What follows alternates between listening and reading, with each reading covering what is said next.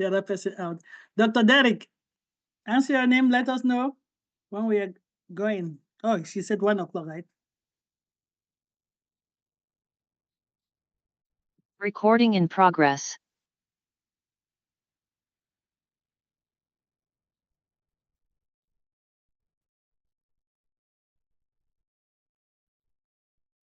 Mary, unmute yourself, please. Sorry.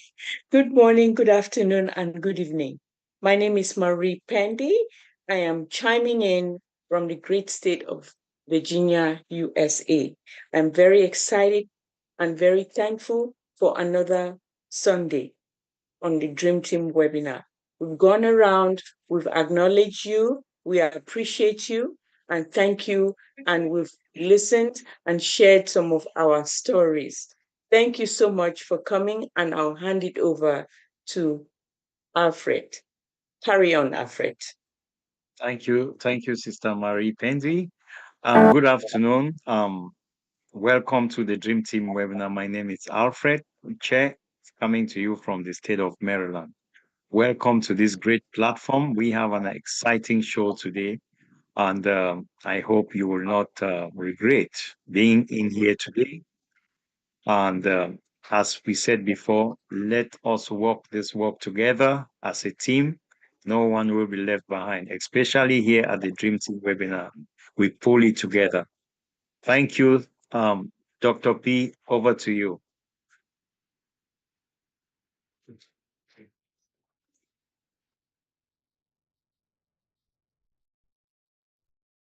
Thank you, welcome team. Thank you, Queen Marie. Thank you, King Alfred, for always being here, making us feel at home, making us feel welcome. I don't want to waste anybody's time. I know we came here today because we are excited for another fireside chat. Please be engaged. Come with your question. Come prepare. Let's chat. Let's put the flame burning. But before we do that, I'm going to call upon my brother, our brother, the one and only king in the Dream Team among the queens, Dr. Derek, to play us our signature tune. You know, ONPASSIVE mission is what our vision and mission is in it to win. It means everybody, no matter your background, no matter your strength, no matter your experience, no matter your age, your gender, your race, whatever the case, we are all going to win. And we were blessed and gifted by this beautiful, beautiful, beautiful song that really embeds what ONPASSIVE is. And our own brother, Dr. Derek, has taken that video and embedded what we call our non-verbal communication, our non-verbal update. So over to you, King Dr. Derek.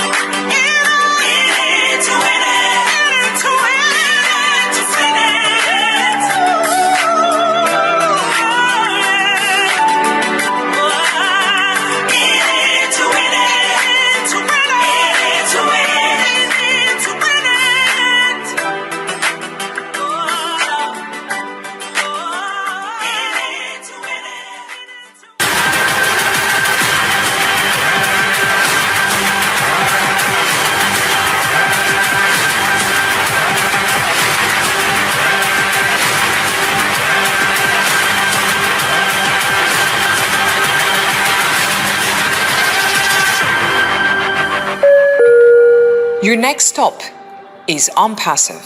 Stand clear of the closing doors, please. Yes, our next stop, our final stop, our only stop is ONPASSIVE.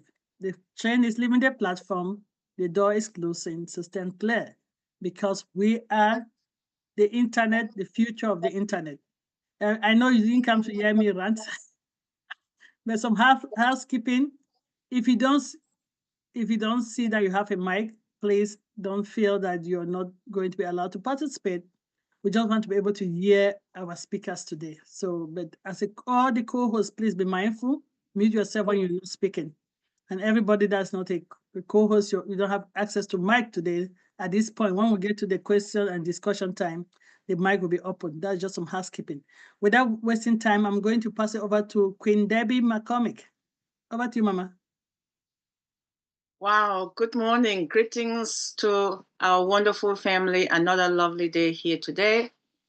I want to start by thanking the welcome team. We appreciate you. And also thank our sister, Dr. Pat, for doing this every Sunday. And so far, we've had over 400 plus webinars. Isn't that awesome? That's a lot of Sundays.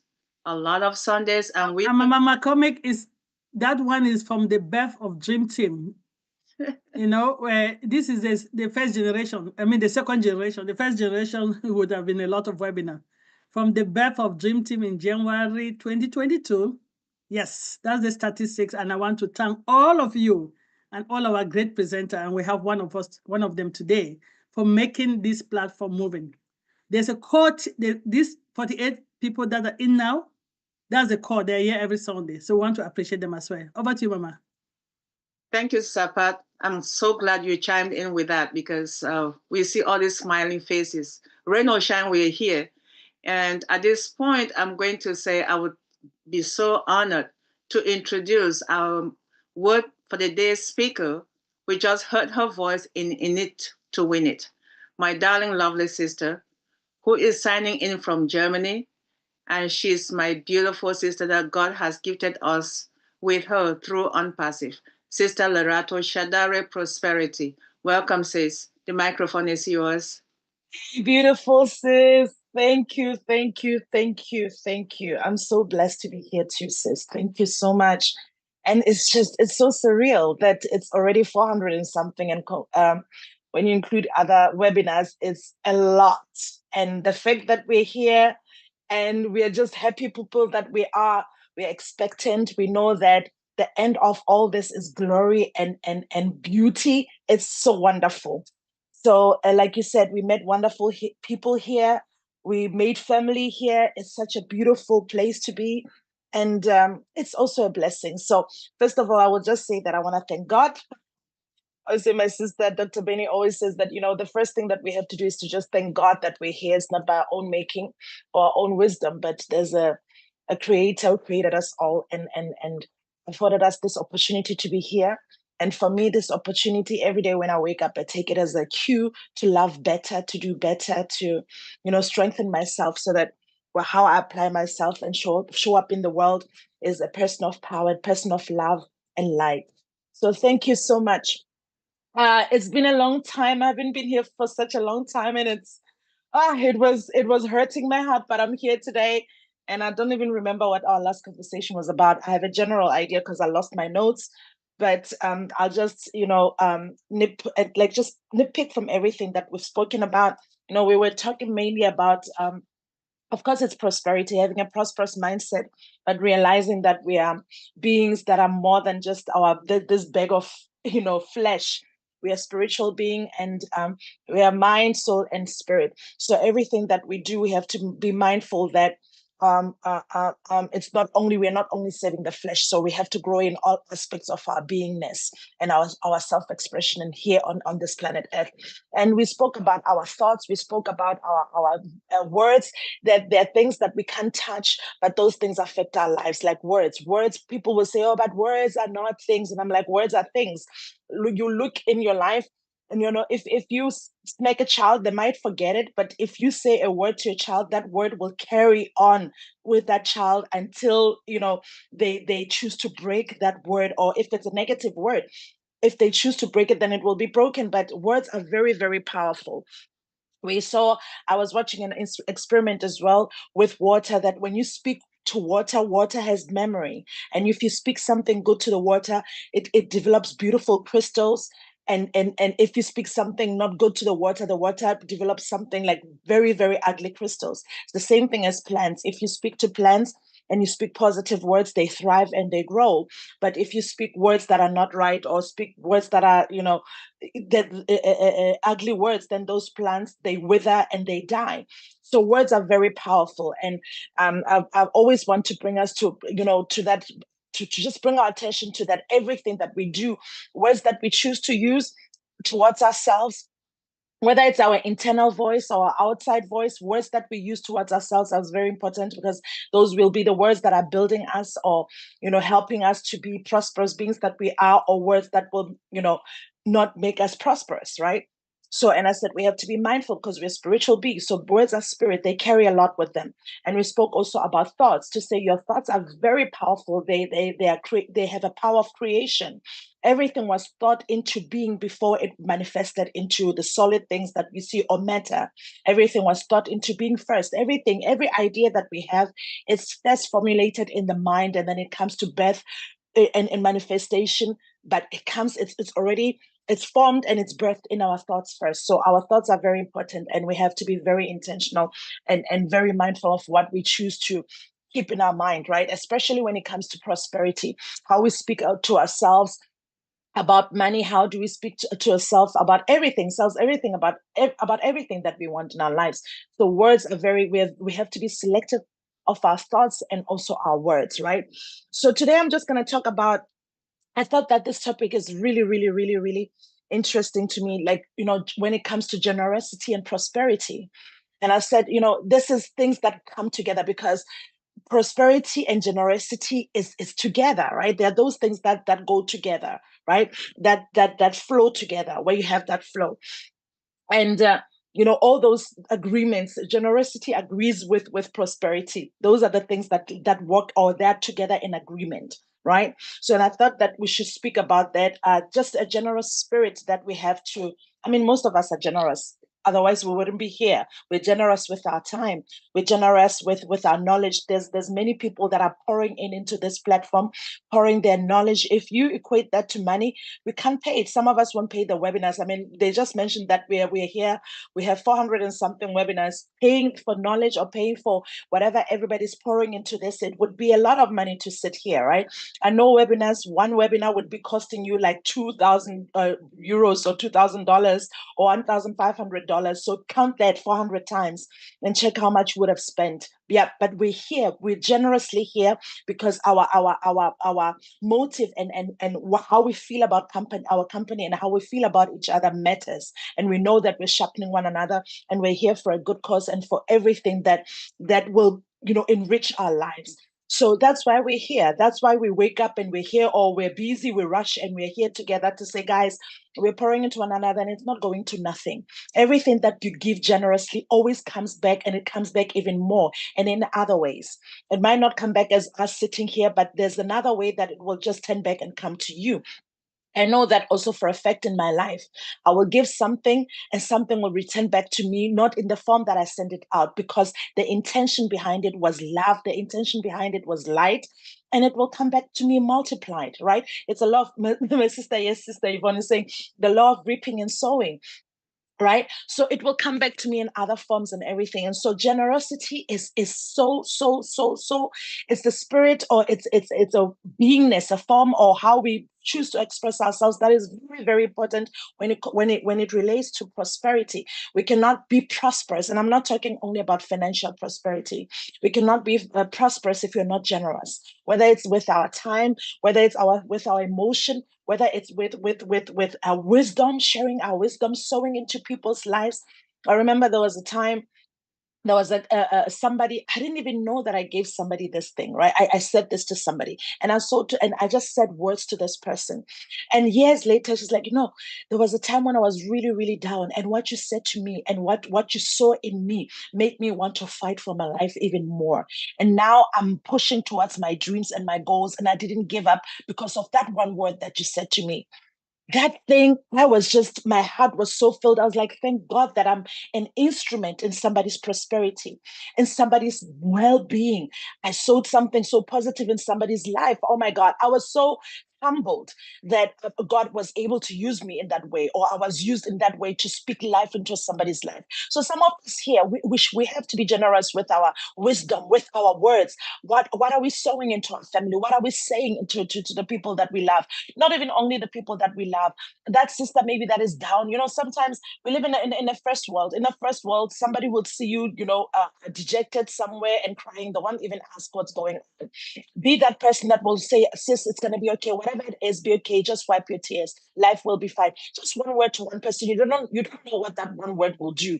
Somebody maybe was going to commit suicide, but the fact that you saw them, you didn't just pass like everybody else. You saw them. It will be that thing that says, somebody saw me and they spoke into my life. You'll be that person that will preserve that somebody's life and generations after that. Right. So it's very, very important for us to be generous with our time, with everything, whatever that God gave to you, your talents, your whatever, your beingness, to sow into people's lives and enrich their lives. Right. So even the word of God will tell you that the person that is generous is never, you can't be in lack if you're generous. And generosity goes beyond money. So people think that it's only money that somebody's, no, generosity, you can be generous in so many forms. As a wife here, you can be generous. You can be that instrument that brings prosperity into your family or your partner, whatever, to your children. As a mom, you can be that instrument that brings so much worth, to your children, right? Being intentional with how they grow up and what you pour into them, and being, making a research, finding out what is it that I can do so that my children can be the best versions of themselves. How do I, because we're raising children, but not many people are intentional of how they raise their kids. All right, because some of us, we raise our kids traditional. It's like kids are here, okay, they're seen great and wonderful. We take them to school. They're the responsibility of the teachers. Okay, when they come back from school, you don't even ask, what did you study? What did you learn? What was poured into you? For my children, I ask because, the curriculum in school, yes, I follow the curriculum, but I'm very intentional about asking who pours into their life and what words they said to my kids. And I ask them, and those things that stick out to me, what they would say back to me, and the words that will stick out, I'm like, okay, fine, let's see if these words are true. Do I like what was said to my kids? So if it's something that is not right, then I correct it immediately. All right, I correct it immediately. So that, yes, so I correct it immediately, and I'm intentional about what goes into them. So and that requires me being very generous with my time, because we're busy. All of us are busy, but we have to be intentional about things that matter to us. All right, we have to be very, very intentional, especially when it comes to growth and being the best versions of ourselves with our families. Right, some of us were sowing into our partners. That all of us are here, we are trying to live our best life and grow and be the best versions of ourselves. But it will take one word from you as a partner to say, don't give up. It will take one word from you as a partner to say, God, you are wonderful. Just one word. There are people who, for them, they love that affirmation, and that drives them. So it's our duty to learn the people around our lives and pour into their lives the way that it will matter to them. So we pour into their lives, we say those words, we speak those things into their lives, right? And that takes you to be generous. It takes you to have a generous spirit, to think like that, to say, you know what, I'm going to be generous with my time. How do I use my time? My research. What can I do as a person to pour? What can I do to be this vessel that pours into my family? And, just not just every day is every day. Let's just move on. Life is happening. No, just being intentional and choosing. And it doesn't have to be something major. I know we're all busy here. It might be something that every day you're taking 10 minutes to check how you can intentionally pour something very good into your family. Just 10 minutes, make a research and say, you know what? Today I'm going to tell my children that they're great children. I appreciate them. Today I'm going to say, I appreciate or something, you speak those words and you point to them. You don't know what that is going to bring. And then when you're out there, how do you generously share yourself with the world? at your workplace, you're that person that brings peace, and you have to be intentional with that. You have to be intentional. You're that person that brings peace. You're that person that soothes people. You're pouring into them like that.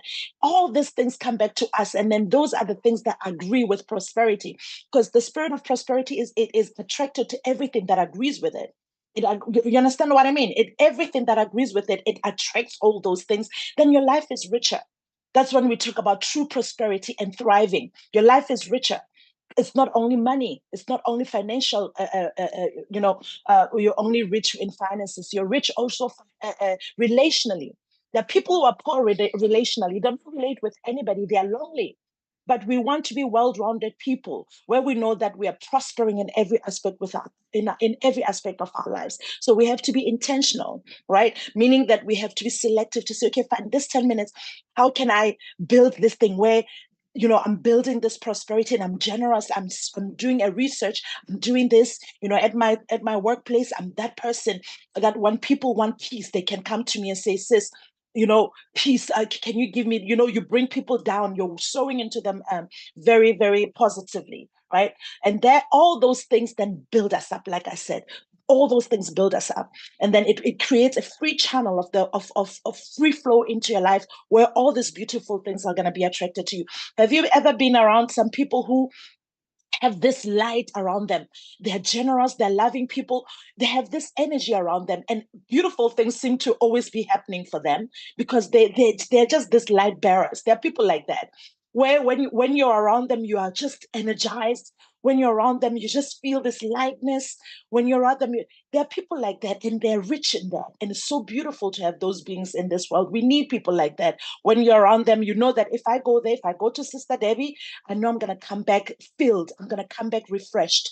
When I go to Sister Mary, I know that there's a word that she's going to say. I'm going to sleep well. Even if I'm striving or struggling with something, I will sleep well.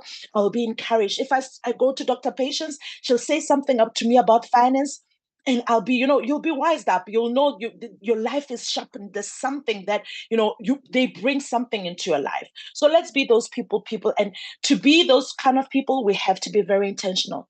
We have to be very intentional. We have to start now putting things in place in our lives, selecting time to find out how can I sharpen myself and be that person that adds value. You understand? And then how do I cultivate that spirit of generosity in all facets of my life? Because that spirit of generosity will now start bringing everything. It will start creating a free flow in my life. It's one of those things that attracts prosperity. It attracts goodness into your life. So let's do that. That's our homework this week, to say every day we have to contribute positively to life. Every day we have to contribute positively to everything around us, whether to a plant, whether to whatever, contribute positively to, and our beingness have to add value. So thank you so much for this time. And in case somebody didn't tell you that they love you, I want to tell you that you are loved. Thank you so much for this opportunity. Thank you. Oh, thank you so much, Sister Lorato. Yes, we love you, and we love everyone who is here, who joins any of the webinars. We love you. And if I heard you, says you talked about prosperous mindset, and positivity always leads to a positive outcome. Yes, let's look at children. When you speak to them in a very nice way, they respect you back in return. And the generous mindset is what you get. We are generous with our time, as you rightfully say. And what do we get? The generous outcome of us spending time, especially Sundays. And the one Sunday that our brother Michael is always spending with us, to make sure that we have that positive mindset, to make sure that whatever we get, he gives us a lot of positive encouragements that in turn leads to everybody else benefiting from it. And he's always very generous. We come here every Sunday, and he has been generous with his time. Once every month, he said, rain or shine, I will be with the dream team. And he's always here. So I'll pause here and say, Brother Michael, thank you. We welcome you. And we promise we always will give you time to go back and do some laundry after you finish chatting with us. But in the interim, please just say hello to the team before we proceed, please. Well, hello, team. Thank you so much, my dear Debbie.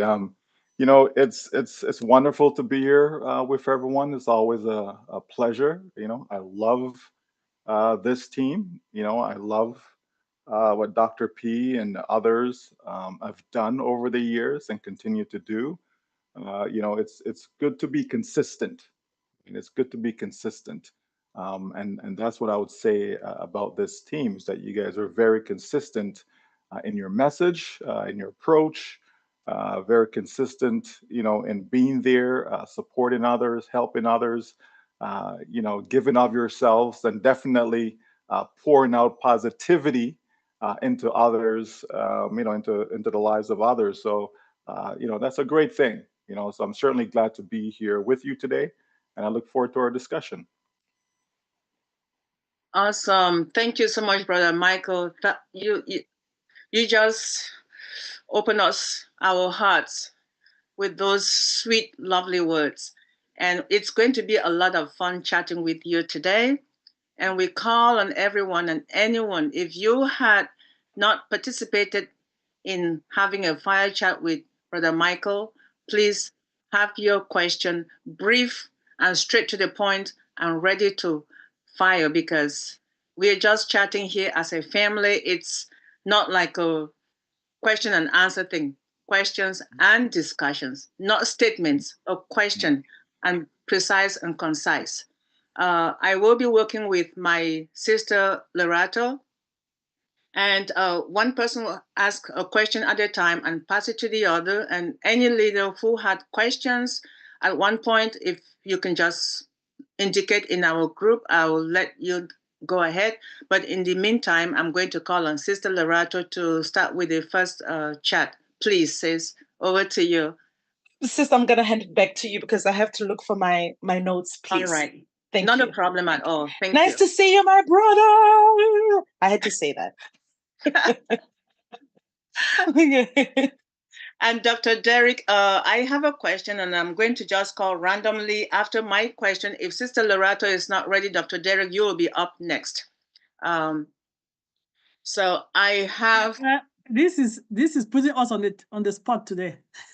Well, remember, Brother Michael just said this is the one platform where consistency is there and surprises come, right? When you least expect them, they do pop up.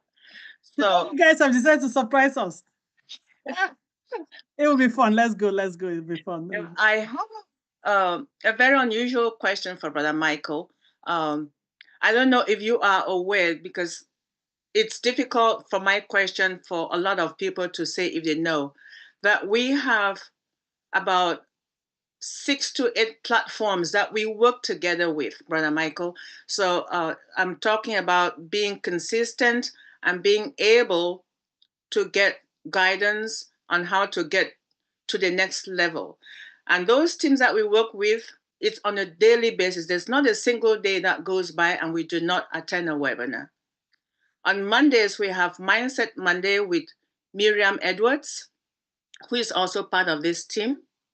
On Tuesdays and Thursdays, we have Deep Dive, which is Dr. Derek with a couple of people from this team.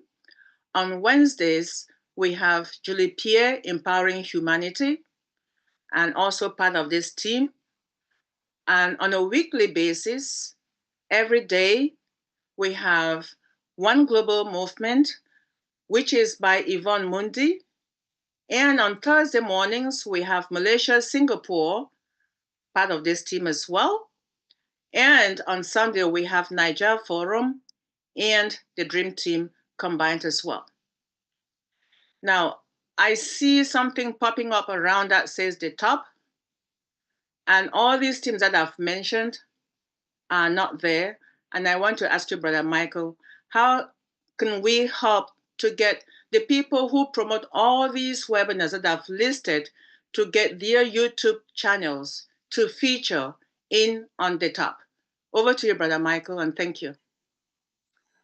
Okay. Wow. Okay. We're just going for it. No warm up. Let's just get in there. Well, Hmm. Let me see if I can be a politician. Did I put you on the Um, spot? I'm sorry. I'm going to try and be a politician. This we have to understand uh, that is not a corporate um, platform or corporate link. Okay, that's not what that is. Okay, so that is controlled by someone. I would assume, right? Someone created that. It's not corporate. It's not the company. It's not on passive link or on passive channel, on passive rotator, etc. Okay, so personally, I wouldn't be too concerned, about getting exposure from that link. I would just continue to do what you guys been doing, right? Because people are people. Okay, let's just say people are people, right? And if you're doing what you're doing uh, from a love standpoint, right? It's not for exposure. It's not for, hey, this is who I am, blah blah blah. Then you don't worry about that type of stuff. For example, I don't have a YouTube channel, right? I don't really have a social media presence, right? For myself personally, right? I don't care, right? So I have no intention. I mean, I could set up a YouTube channel. I can run videos, 24 hours a day if I want to. I just choose not to. It's not necessary for me personally, right? I just do what I do when I do it, with whom I do it. I show up where I can show up when I'm available, etc. And I leave it at that. If one person come and they hear what we have to say, hey, fantastic. If it's a 10,000 comes, so be it. But I don't worry about all of that stuff because that's not what I'm here for. And so I believe the same applies to you guys, that you're not here for that. We're not here for fame, maybe some fortune, right? But certainly not the fame. So I wouldn't worry about that. Could I reach out and encourage that your links and all that be included? But I just wouldn't, I just wouldn't go there. You've been doing what you've been doing so far successfully. Just continue along that line, and don't worry about what you're included in or not included in and all of that other fancy stuff. At the end of the day, what we want to see is for people to be successful, right? And so we will just continue to do what we have to do to ensure that is the case, right? So I just wouldn't worry about that stuff. Okay. Thank you, Brother Michael. That's awesome. I'm not going to paraphrase anything because I see my co-moderator seem to be ready. Yes. Yeah, I'll let you fire this. The thing about it, if it was a corporate channel, then that's different. Then I would say by all means, you ought to be there, and all of the teams that you've mentioned to be there. If it was corporate, right? If it was run by corporate, that isn't the case, right? So I just wouldn't concern myself with it. Thank you for the clarification, Brother Michael. We have no idea. We're just thinking that maybe it's something, and you've clarified it very well. So we're all listening. So over to you, Sister Lorato, please. I And still didn't find my notes, but I'm going to ask my brother Michael this question because I love how he thinks. I love his mindset and how he thinks and how he, explains certain things. So, my brother, this is a question from you. Ne? I just spoke about generosity, and I wanted to know how has generosity contributed to your success and to your prosperity. And I'm saying prosperity very, because it, like we said, it's not only financial prosperity that is prosperity. So I know one time you mentioned for you the most important thing in one of your talks, that for you the most important thing is time freedom. You want the freedom, and I would assume that that's also part of how you are prosperous. You want to use your time, how you want to use your time. So please tell me, expatiate on that for you. One, what is prosperity to you, and how has your generosity contributed to your prosperity? Okay. Yeah, see, this is why I love coming here. The questions are not, well, how much money am I going to make, and when am I going to make the money, and so on. So I love coming here for that. These are great, again, two great. Your advantage TPO plan. Right? The only doctor in the country who accepts. Okay. So prosperity, right? Well, first of all, the spirit of prosperity, that has nothing to do with money, right? First and foremost, okay? The spirit of prosperity is more to do with your relationship with God, um, you know, uh, and I believe that if you put that first and foremost in your life, then everything else that you desire, the good things, of course, will fall in place, right? So for me, I put God first. Okay, that's number one. And so I found that and it took me a while to get there. Okay, I didn't always have God first. Okay, so don't get me wrong.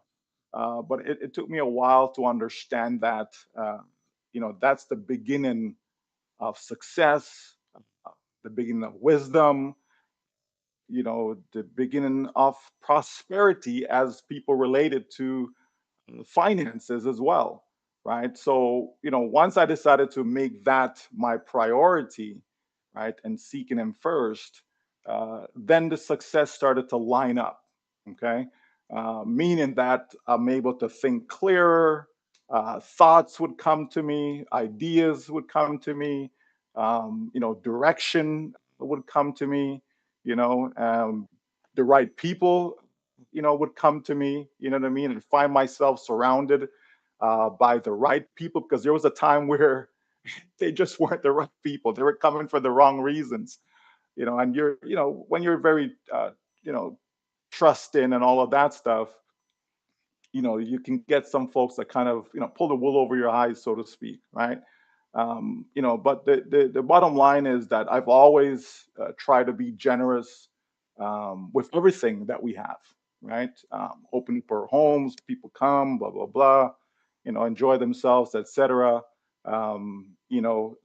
Generous with our time, whether we're coaching, you know, uh, high school students, various clubs, etc. Whether we're just encouraging, kids, tutoring kids, you know what I mean? Just whatever we can do to help the situation, right? We try to do that as best as we possibly can, uh, and looking for nothing in return. I always find that to be the key.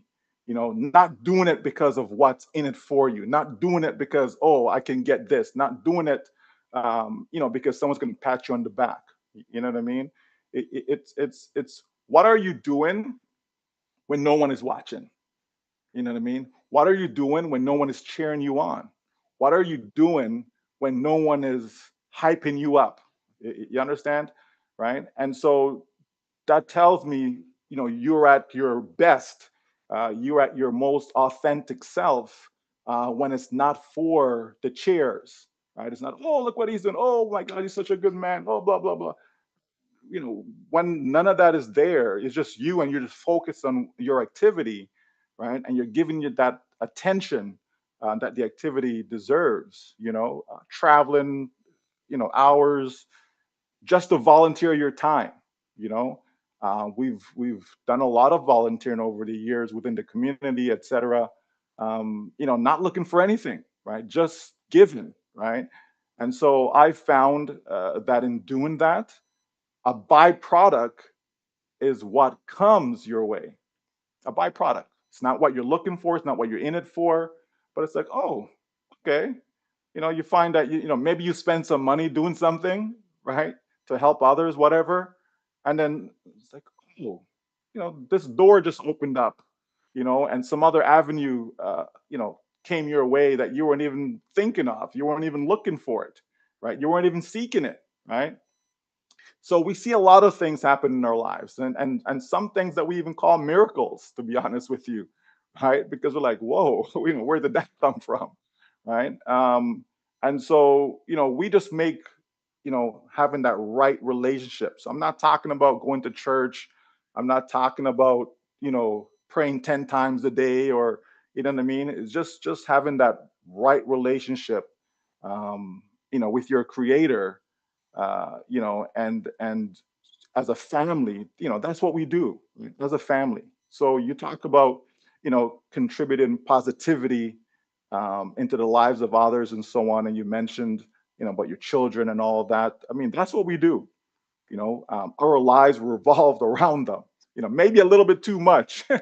You know, but it is like we spend a lot of time with our. We have videos upon videos upon videos of our children, them in various activities and doing different things, and you know what I mean. My wife loves taking pictures. He just, you know, I can't wait for you guys to meet her one day, right? She loves taking pictures. Maybe because the camera loves her. I don't know, but she loves taking pictures. So she has a million and one pictures of the children, them at various stages, and all of that stuff. You know, we just put a lot of time into them because we believe by doing that, we are the ones that are in control. We are the ones that's instilling the values that we want for them, and not leaving it up to the school system, not leaving it up to others, friends, and so on and so forth. You know, so we do that. So we breathe into them the life that we want for them. You know, and we, you know, we kind of, I would say that kind of goes out to, you know, our inner circle, so to speak, right? So other parents, them and their families and their kids, and you know, our kids and friends and so on, they know where we stand and about, you know, everything that you can think of. You know what I mean? So again, it's just being who you are, right? At the end of the day, right? Just being who you are. Just try to do what you can to help others. You know, whether something is in it for you or not. You know, just being real with people, because it's hard to find that in today's economy. It's very, very hard to find it. You know, more people are fake than they are real, unfortunately, right? But in spite of that, you know, I think you just continue to be who you are, be who you believe God intended you to be, right? And so when that light shines through you, others will see it, they'll gravitate towards you, you know, all of that. And as a result, success comes, right? Success is a byproduct, it's not the target, it's not the desire, but it comes as a byproduct of you just going about doing your thing, you know, and people, you know, people resonate with that, right? You know, you find that people are attracted to that, you know, because it's not the norm. You know what I mean? Like I said, I've done stuff where people's like, well, why would you do that? You know what I mean? Why not? I mean, if I can, why not? You know what I mean? You know, so you know, I won't go into examples, but the bottom line is that when you are generous with your time, generous with your energy, your knowledge, you know, all of that, it can only bring good fruits, right? It can only bring success. It can only bring prosperity. You know, you have some folks who are just, you know, mean. We just watched a thing last night on John Paul Getty. Okay, you know, he was the richest man in the world at the time, you know, and he he was just mean, you know, stingy. You know, probably is the word, right? But yet he was the richest man, you know, and so when you look at that and say, well, okay, but he was surrounded with so much wealth, right? But he had no love, though. You know what I mean? You have all of this, but no one was there for you in the end. You know what I mean? And that's not what I want. I want people to be around me for the right reasons now and in the future. Like not just, you know, at the end, you know, have all these people showing up at your funeral. You won't be able to see them. Okay. So, you know, I want to see them now, right? I want people to be appreciative of us now. You know, and so it's just good to be good. You know what I mean? It's just good to do the right things when you can, and it's not about having access to you know, large resources and none of that stuff, right? You can be the poorest person in the world, and yet you are very generous. Okay, you could be the poorest person in the world and you are very, very generous. You're generous with the little that you have, right? You're generous with your time. You know what I mean?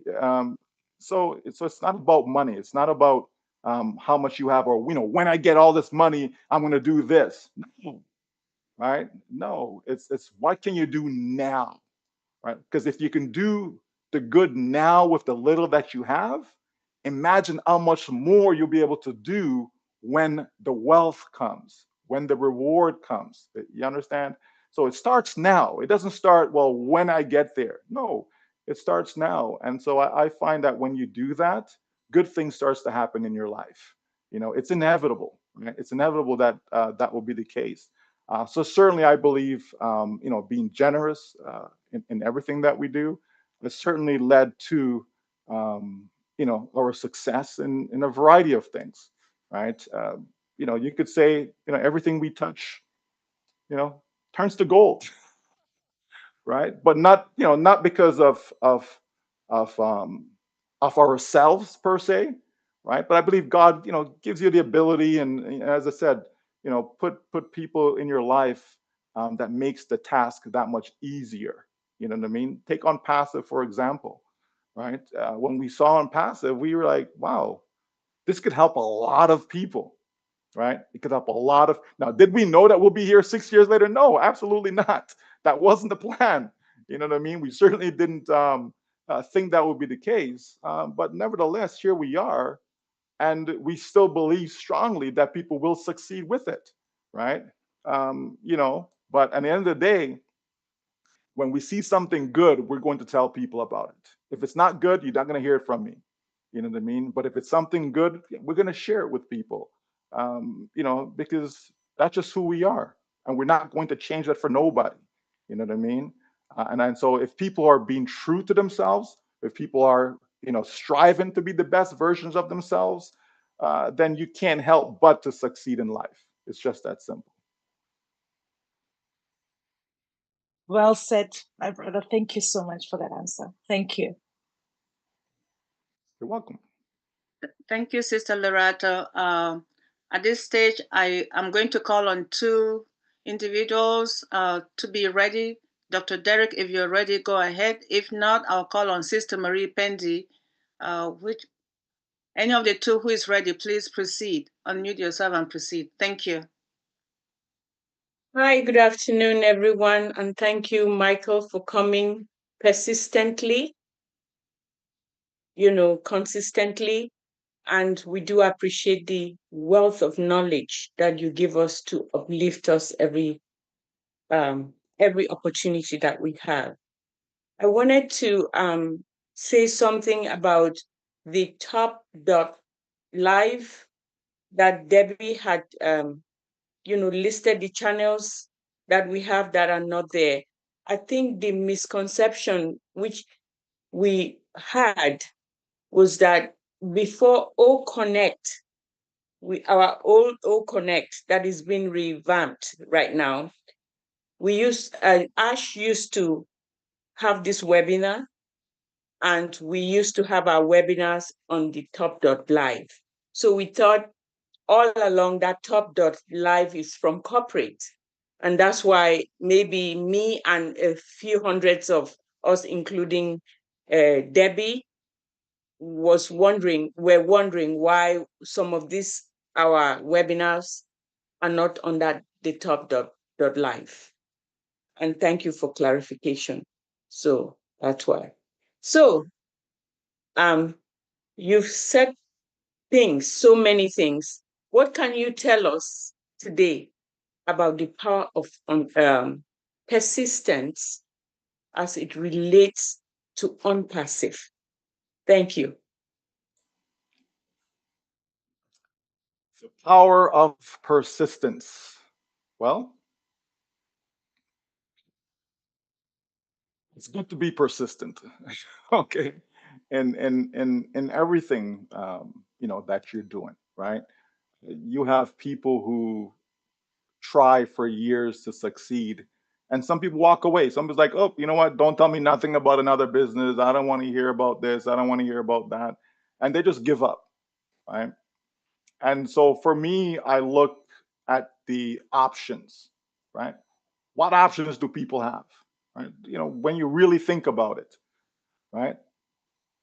people have been sold, you know, the idea that you need to go to school, get a good education, you know, go out there, get a good job, and you're going to be fine, right? And a lot of people have done that. Millions of people have done just that, and yet they're not fine, right? So to me, well, something is wrong with that. Okay. Um, you're going to find the success, the financial success that you're looking for. You're going to find it in having some sort of a business. Okay. It's not going to be from that 9 to 5.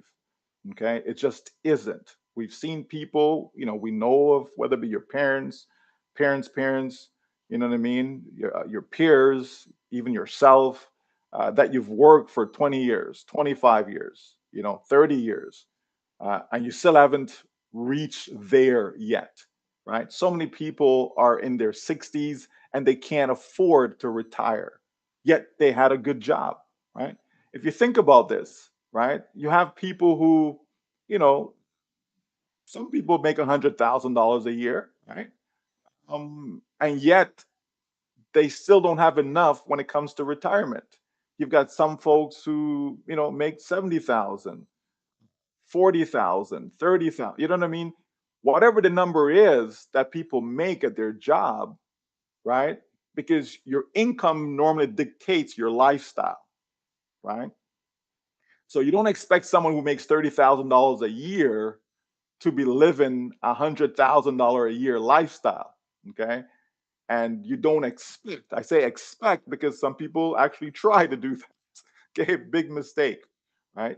You have some folks who make $250,000 a year and they try to live $1 million a year lifestyle.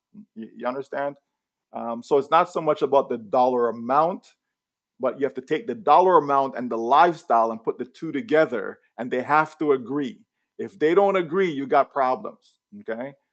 So I'm saying all of that to understand that the majority of people are employees, right? We work for someone, we make our money that way, but it's very, very difficult to be financially free when you are dependent upon the amount of time that you can, you know, put out there in order to generate income because you're limited. Okay. You have to be able to take advantage of leverage. Okay. And that's what a lot of people don't understand. You have to be able to take advantage of leverage, meaning that I have to be able to multiply my time. Okay. And we know there's only 24 hours in a day. Okay. There's only 24 hours, right? But you have to be able to multiply it so that you get more hours than there possibly is, right? How can I get more out of 24 hours when there's only 24 hours in a day? Okay. And so this is where, you know, having some sort of business come into play. So for example, a person says, I'm going to start a business, I'm going to employ 100 employees. Well, guess what? If each of those employees working 8 hours a day, so now that business owner, right, they're now able to monetize, right, 8 hours times 100 people, that's 800 hours a day. Yet there's only 24 hours in a day. So you see how that owner is leveraging, okay? He's using leverage to their advantage, okay? And so that's what people have to do. You have to be able to find that. And so in order to find that now, you have to go searching, okay? And it's going to take persistence. You're not gonna just show up and oh, the very first one, oh, it's a winner, right? It doesn't work that way. It'd be great if that's all it took, right? But sometimes we have to go through multiple businesses, multiple opportunities to find that true gem, right? That's going to lead us to where we're trying to get to. But if a person isn't persistent, you know what I mean? Then they won't get the results that they're looking for. We've seen it time and time again. When we think of great inventions, most of these inventions didn't come about the first time around. You know what I mean? It's like being in a science class and you're doing an experiment. You know what I mean? Sometimes you have to go through a few experiments to kind of get it the way you want it to be, right? Maybe, you know, maybe you decide to, oh, I saw this new hairstyle, okay, and so I want to go do it. And sometimes, you know, it takes a few tries before you get it right, or you have a new recipe that you're trying to try, right? And sometimes it may take a few tries before you actually get it right. You know what I mean? You're trying to bake something, right? It doesn't matter the example, it's always the case, Someone's trying to learn, let's say trading, for example. Okay, a lot of time it doesn't work out the first time around, but if you're persistent enough, you will get success, right? We know the story about Colonel Sanders, the KFC guy, and how many no's that he received, hundreds of no's he received before someone finally said yes, right? So if he wasn't persistent, we wouldn't have KFC today, right? And the list goes on and on with all the various examples of things that we have today that we wouldn't have if that person, that individual or group wasn't persistent, right? Mark Zuckerberg and the whole Facebook team, you understand? If they weren't persistent, you guys wouldn't be all over Facebook.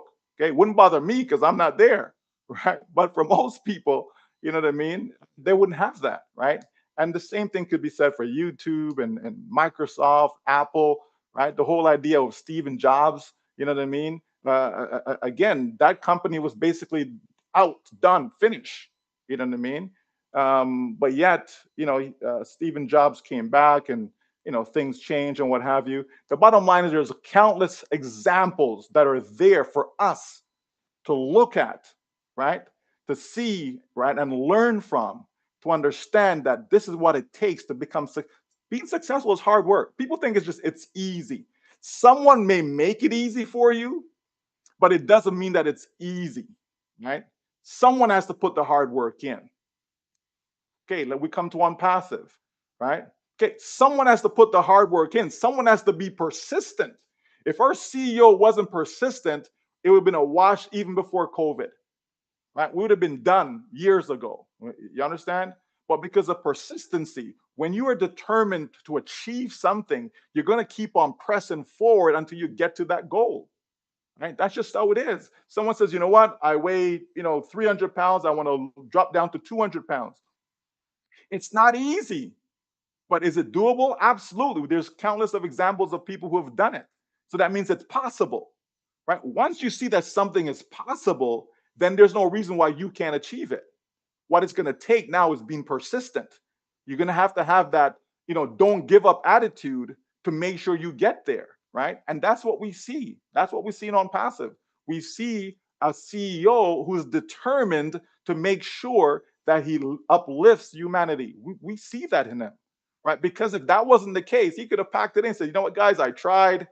I failed a few times. I stumbled a few times. It's not working out. I'm tired.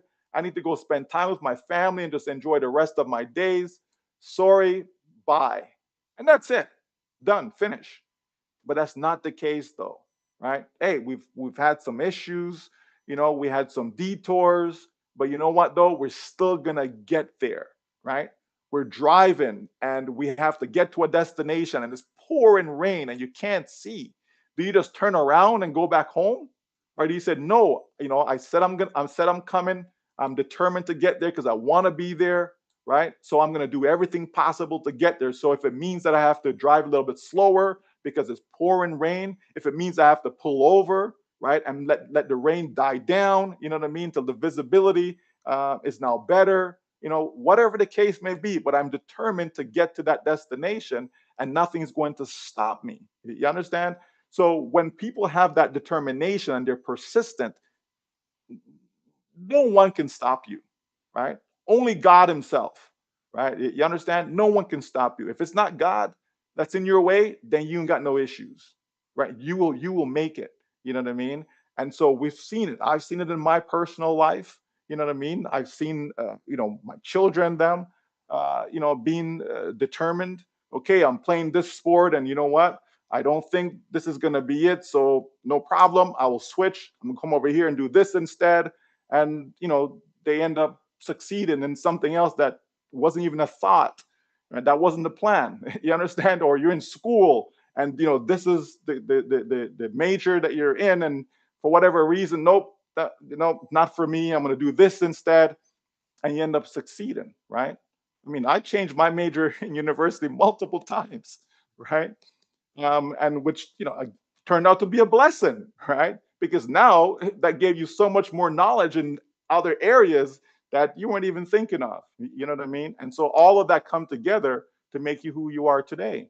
So it is very, very, very important to be persistent, not just in an ONPASSIVE, but just in your day-to-day life. You can't just be willing to just give up as soon as something goes wrong. You can't. You'll never succeed like that, right? It just life just doesn't work that way. You have to try and try and try and try and try, right? Because if it's important to you, now if it's just something that's frivolous, it's like whatever. But if it's something that's important to you, I take my financial freedom, my time freedom, my total freedom. I take that very, very important and serious. That's serious matter. You understand me? And I would not let anyone get in my way. No one at all. Okay? Zero. You understand? Because first and foremost, I believe God is for me, so he's not going to get in my way unless he sees that I'm going down the wrong path. Right? Other than that, who's going to stop me? No one. Where there's a will, there is a way. So it's good for people to be persistent if you're serious about, want to have that freedom. It's there for you. It is there for you, right? And so we see that in ONPASSIVE, that if it's from the top, right? If it's from the top, it's from the CEO coming on down, then hey, why shouldn't we continue to be persistent as well? Why shouldn't we continue to be persistent in our paying attention, in our, making sure that we know what's going on? You know what I mean? Being engaged, right? All of that, right? This has given us so much time to really learn a lot about ourselves and about the people around us. Because I see some people say, man, I should never gotten that person involved in ONPASSIVE. You know what I mean? Because now I see who they really are. I didn't know they were like this before, right? So it's given us the opportunity. I mean, people think, oh, it's been 6 years, it's been so long. Okay, but guess what though? You're not 6 years old, right? You're not 6 years old.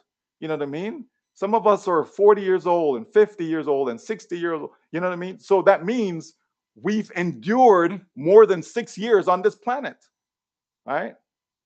Many of us have been working at our jobs for a lot longer than 6 years, right? And we've endured being, I'm not going to say poor, but not being where we want to be financially, right? And yet we've, endured more than 6 years. So we're persistent going down the wrong path, which is that 9 to 5 job. We're persistent at it, right? We lose a job, we get another job. We lose a job, we get another job.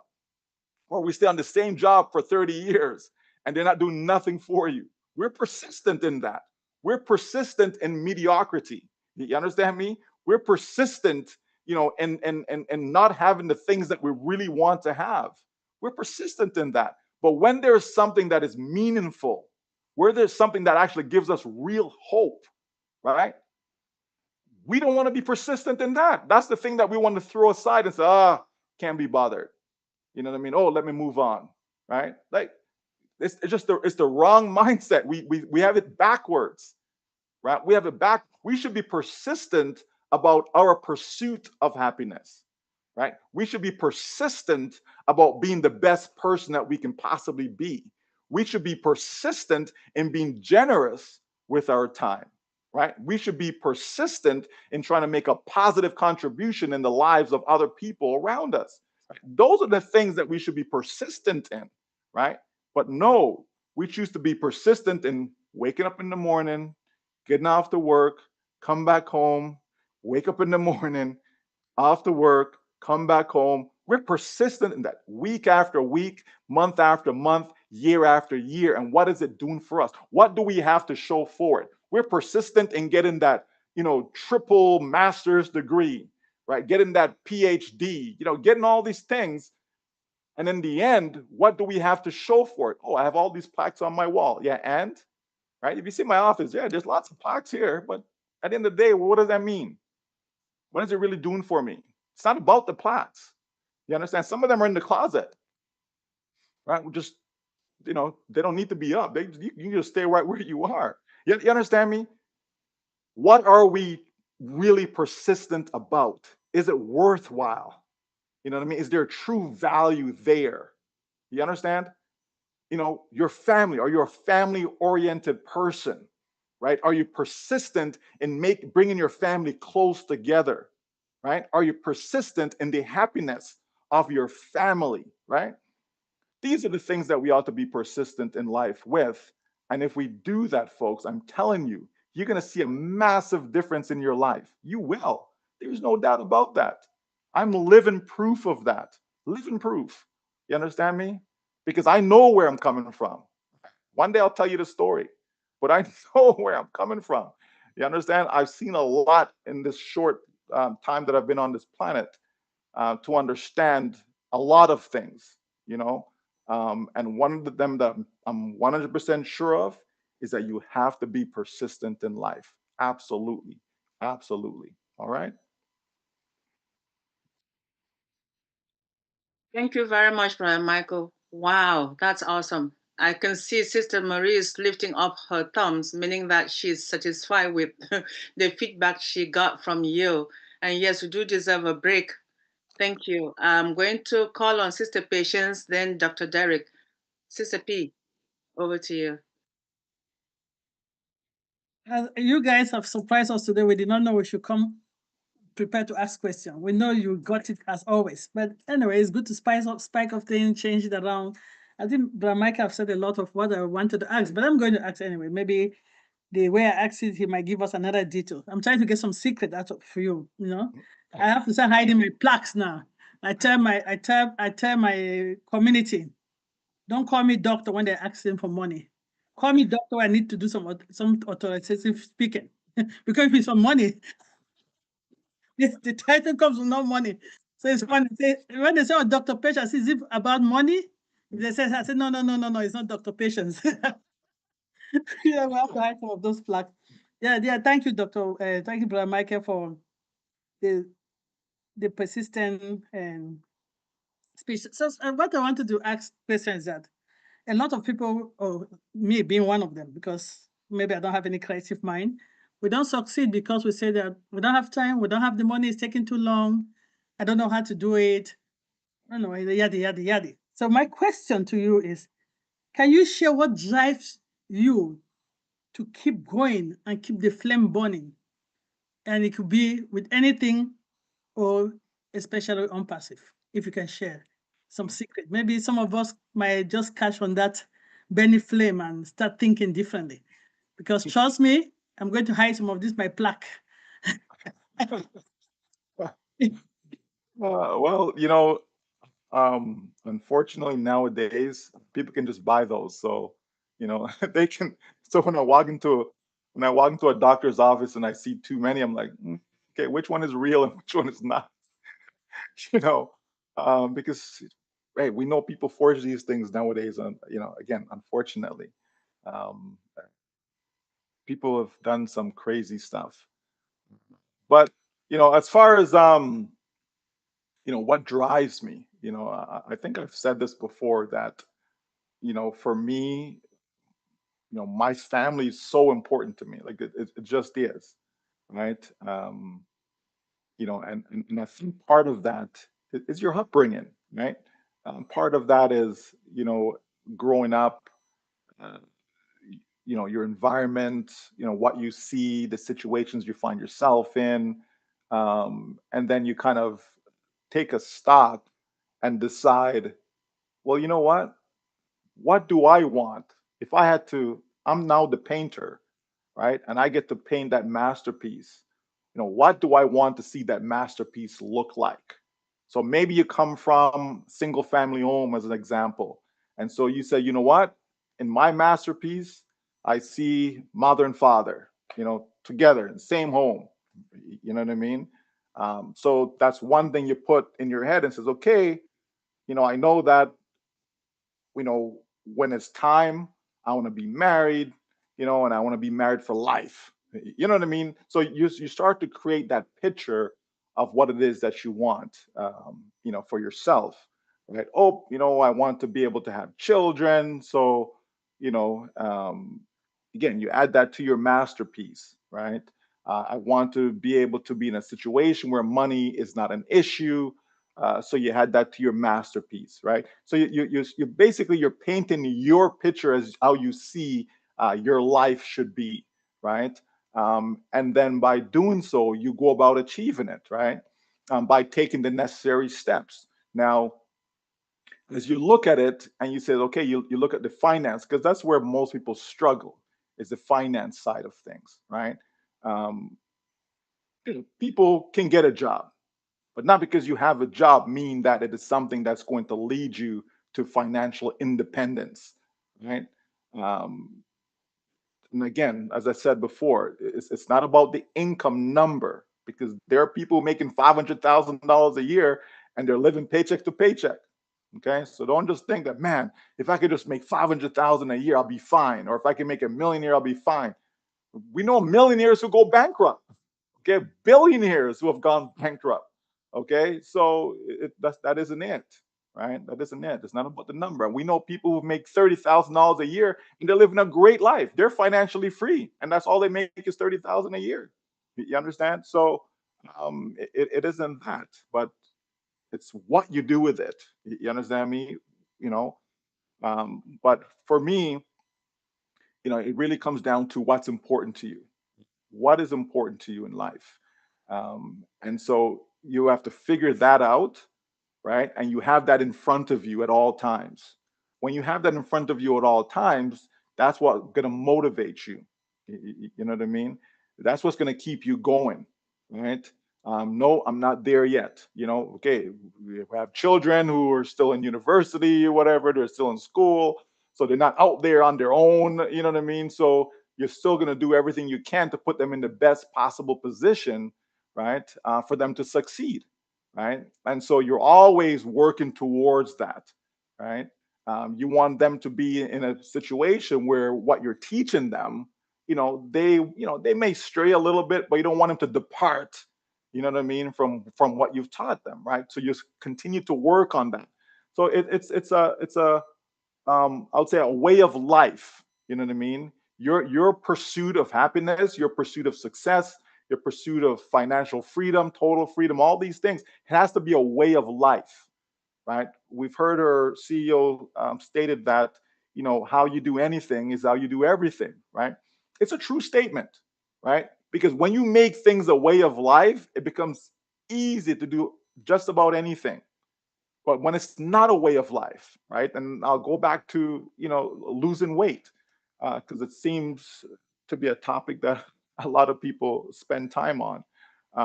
And so if you make it a way of life, the way you eat, for example, then you don't need to worry about losing weight as far as going on diets and all these things. You make it a way of life. If it's a way of life, right, then over time you'll get to whatever weight loss goal that you're trying to achieve. You understand? Because now your eating pattern becomes a way of life, right? It's not just I'm gonna eat this way for 90 days. You know what I mean? Or I'm gonna eat this way for 6 months, or I'm gonna eat this way for 30 days, or whatever, right? No, that you're just binging, right? But if you make it a way of life, that yeah, it's okay to eat sugar, right? But you can't eat sugar every single day. You know what I mean? And what kind of sugar are you eating? You understand? Okay, am I getting natural sugar because I'm eating a banana? Right? I'm having an orange, right? Or no, it's that chocolate bar that I'm eating every day. You know what I mean? It's that McDonald's that I'm having every day that they lace with whatever. You understand? Right? If I make my eating a way of life, then I don't ever have to worry about, weight loss and diets and all of that fancy stuff. And the same can be said, about anything in your life. You just have to make it a way of life, meaning that it's a part of who you are, right? And so if my thought process is, I want, my children to succeed in this, right? Then it has to be meaning every day I'm working towards that. So that's what I'm going to say. It's a way of life. It's just a part of who you are. It's not like, oh, I'm going to do this for a week and then, or I'm going to do this for a month and then no. It's every day I'm doing something towards that, right? If I join a business, okay, every day I'm doing something towards my business because it's a way of life. It's part of who I am. This is what I do, right? On passive, okay. So we got into on passive, and every day was on passive. You understand? Like every day was on passive. People say, "Well, how you sign up so many people? How you?" Because every day is on passive. It becomes a way of life, right? And so I find when you make things a way of life, everything just becomes easier because you don't have to think about it. right? Like you don't have to think about walking, do you? No, you just walk, right? You get in the car now, you don't think about driving. You think, okay, I gotta twist, I gotta, you just drive. You understand? Because it's become a way of life, right? It's something that you just do, right? And so that's what you want everything in your life to be, something that you just do. So it becomes a part of who you are. And when you do that, it's very easy to be motivated because every day you're faced with the same thing. It's not something that is new, right? Every day it's the same thing. Every day I'm every step that I'm taking, every action that I'm taking, right, is leading me towards that goal. It's leading me towards that fulfillment, right? And that's how you have to go about success, right? People say, "Oh, I want to be successful." Okay, right? What do you mean by that? Right? What does success look like to you? How will you know that you actually achieved success? You understand? So people have to be specific about what it is that they're trying to accomplish in life, and go about doing it. Right? You know, I know people. Their mission. You know what? I just have to have $1 million a year in income. Well, why? Okay, these are the reasons why I have to have it, et cetera, et cetera. Right? And they go about doing it and they achieve it. You understand? Because it becomes a part of who they are. Everything that they're doing is going towards that. You understand? I want to be debt free. Okay. What do you mean by that? Well, I don't want to have a mortgage. I don't want to have any student loan, car loans, no type of loans whatsoever. I'm always going to have bills, right? But I don't have to have debt. Okay. Two different things. Okay. You will always have bills, right? But you don't have to have debts. Okay. So if you want to be debt free, you make it a way of life where every day you're doing something towards it. You understand? Right? So my takeaway would be, make everything that you want to achieve make it a way of life. Right? And if you make it a way of life, you will be constantly motivated. Every day I get up, I'm fired up. Every single day I get up, I'm fired up. Right? Every single day. That's why someone can just call me, and if I'm available for a webinar, I'll jump on and I'm excited. Why? Because everything I do, right, is about the end goal in mind. Everything. You know what I mean? And I think if you're that way, you'll have multiple passions, right? You'll have multiple things that you're trying to achieve, and you make sure it happens because failure is not an option. You can't be thinking, oh, I can't do this. Oh, I can't do that. Oh, I'm no good at this. Oh, I'm not. Like you just can't. Right. A lot of the stuff I do today, I didn't learn it in school. You know what I mean? Right. I certainly didn't learn it in school. Right. So it's not about, well, okay, but I didn't go to university like you, but nothing to do with any of that stuff. Right. I probably learned way more outside of school than I did inside of school. Okay. Right? I probably learned a lot more outside of university than I actually did in university. And I learned a lot of stuff in it. So I'm not saying I didn't learn nothing in the university. I learned a lot of stuff. They didn't just say, here you go, just take this degree and just go. No, you know what I mean? I learned a lot of stuff there, by all means. But I would say I probably learned at least 10 times as much outside of a university classroom. You understand? And again, that is because when you have a goal in mind, when you're trying to achieve something, you're going to go wherever you can to get the information about it. You're going to spend whatever you can, to gather whatever information, whatever resource, and learn. I have a thirst for knowledge. A thirst for knowledge. You understand? So I like to know stuff. So I'm that reader, right? So everybody wants to get an audio book, and that's not for me, right? I need to read it myself because as I read it myself, I retain the information more. It stays with me more. I grasp it more, right? Just like I love to write down. So you guys are talking stuff. I make little notes as I'm sitting here with you guys, right? Because as I do that, my brain holds on to that information when I write it out, right? That's why I love email. I love to write stuff. I love to type stuff out, right? Because when I do that, my brain is very active. You understand? If I'm being lazy and just get an audio book and I just sit there, and it's just not the same. It just really isn't. You know what I mean? Sometimes I like to read out loud.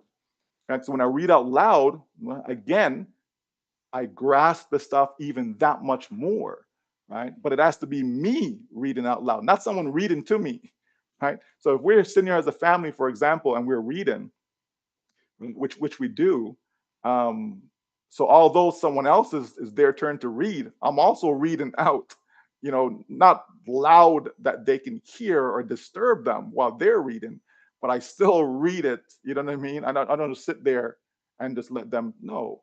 Again, because for me, I find that you grasp this stuff better and you learn better. And so again, so you just pick up these things along the way and you make it part of who you are, and that contributes to your success in life. Absolutely. Okay. So hope that helps, Dr. P. Thanks. I'm just going to keep my rebuttal question to myself. That was a lot. That was loaded. You said that bring your children, the old book said we should bring our children in the way so they don't depart. But you said one thing that resonated with me today. They can stray, but they will not depart, right? We are humans, we can wibble, but we will not depart from the core. Thank you, thank you, thank you. Use and reading aloud, writing. And remember when I was growing, and I'll have to, as I'm reading, I'm writing, and my dad used to say, "Are you trying to go and copy and cheat in the test?" But that was the way to help me retain, right? Seeing it, hearing it, and repeating it. So, Yeah. thank Brother Mike. I'm not going to give my rebuttal because, as I said, we did not know this tie today, and our Queen Mama Comic and Sister Larato decided to surprise us. I'll leave room for others to ask, but that is low. But what I wanted to say, I'll just say maybe you answer when. So some of us did not have the opportunity to grow in that and reach that point, that type of setting that they reach that will tell the kids how to motivate them, or poor that did not. And I wanted to ask that, is that something that somebody can learn in their older age, right? Because you started the same by as a foundation. You have your picture, you write your pen, your the picture of what you want to be. For example, you might be from a single home. It's not, I don't want that for my life. You have this nice picture of what you want for your life. You started early. That type of person scenario starts early. But some people that maybe they were just oblivious, they did not know. And it hits, I don't want to call my age.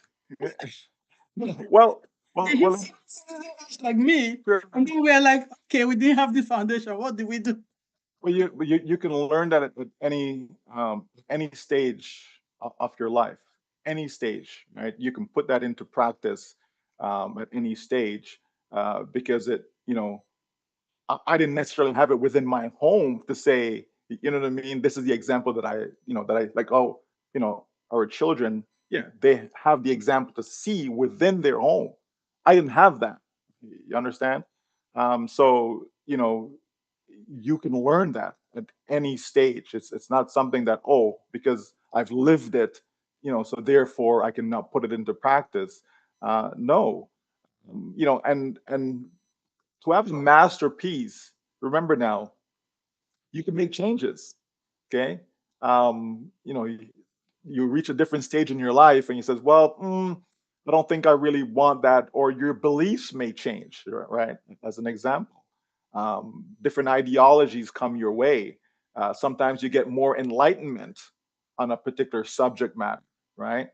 Sometimes you think, well, nope, this is how it is, this is the way, and then you realize that, actually, no, I was wrong, right?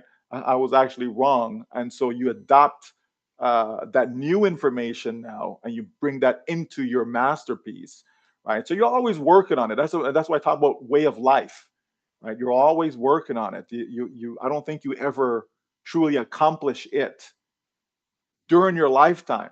You know what I mean? You'll continue working towards it, working towards it, working towards it. I don't think you ever reach a point that says, okay, phew, I'm there now. It's done. I can just sit down, put my feet up. No, I don't believe that.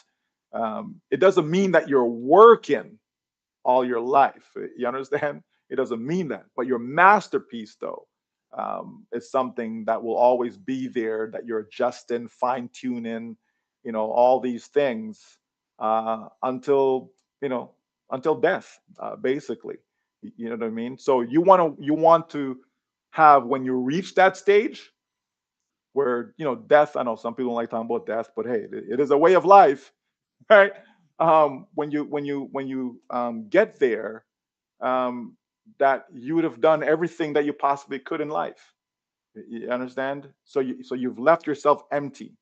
You've poured out everything within you when you get to that stage, as opposed to going to your grave with everything still inside you and it never came out. You know what I mean? No, you want it to come out. Okay. Well, I just thought of something, but keep that one to myself. Right. So you want it to come out. You understand? And you know, just be empty at that stage. You know what I mean? So it's gonna take you your entire life all the way until the very end, whenever that is, whether that's age 100, age 90, whatever, 70, whatever the case may be. But when you get there, you can say, just before that second, you can truly say, I gave it my all. I did it. You know what I mean? I'm truly empty now. I can go sleep peacefully. You understand? So yeah. Thanks for sharing. That is really deep. Yes. And way of life, living. It's a living document, it's a living piece. Thank you. I'll rest and I'll pass it over back to Mama McCormick. Thank you. Thank you, Sister P. Wow, Brother Michael, we'll have to continue to keep the brain cells busy. Wow. I'll let you catch your breath while I call on our brother, Dr. Derek. Dr. Derek, are you in the house? I know you are. It's your turn, and after that, I will have to call on Brother Joseph. Dr. Derek, over to you, sir. Okay. All right.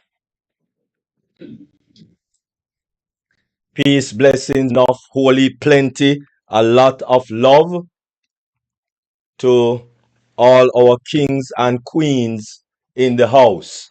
Wonderful, wonderful. Thank you very much, Queen Debbie McCormick. How is King Jim? Doing awesome. Thanks for asking. Wonderful, wonderful. All right. I'd like to know how he's doing. Okay. And thank you very much, Queen Lirato Shadari. Really appreciate that mindset, because as far as I'm concerned, the mindset, the mindset is the most important thing in life, because people don't have the right mindset. That's why they commit suicide, because you don't have the right mindset. All right. So thank you very much, Queen Lorato. Really appreciate that mindset. Thank you very much, King Michael Williams Aim. Really appreciate you also. We have echoed. I have been on this program, and others have echoed your sentiments. And I am so glad that you mentioned the pursuit of happiness, because really and truly it is a pursuit. You cannot sit on your couch and expect to be better than where you are. It is literally impossible. And I remember that there was a movie, actually, in came out in December, yeah, I think it's December 2006, that movie come out with Will Smith, The Pursuit of Happiness. He actually was depicting a true life story that happened. I think it was in New York also, by the man that named Chris Gardner. Chris Gardner and his son, and was played by Will Smith and his son. And so he really went all the way down to the end of the barrel, sleeping in the train, the subway, sleeping on the subway, sleeping at shelters, etc., etc. Lost his little home that he lived, lost his car, lost everything down at the bottom of the barrel. But what? What happened? You see, Chris Gardner refused. Well, even though every step of the way he's keep going, stepping down more and more and more and more. Chris Gardner refused to give in to his despair as he struggles to create a better life for himself and his son. He refused. And that is the simplest thing, that we need to refuse to give in to our despair. That's it. It's as simple as that, because life will always happen. Life is 20% of what happened to us and 80% of how we respond. Simple. That is very simple. And so we have to understand that this is the pursuit of life. Not really happiness, but life in general. Pursuit of life. We have to just refuse to give in to our despair, because despair will always come.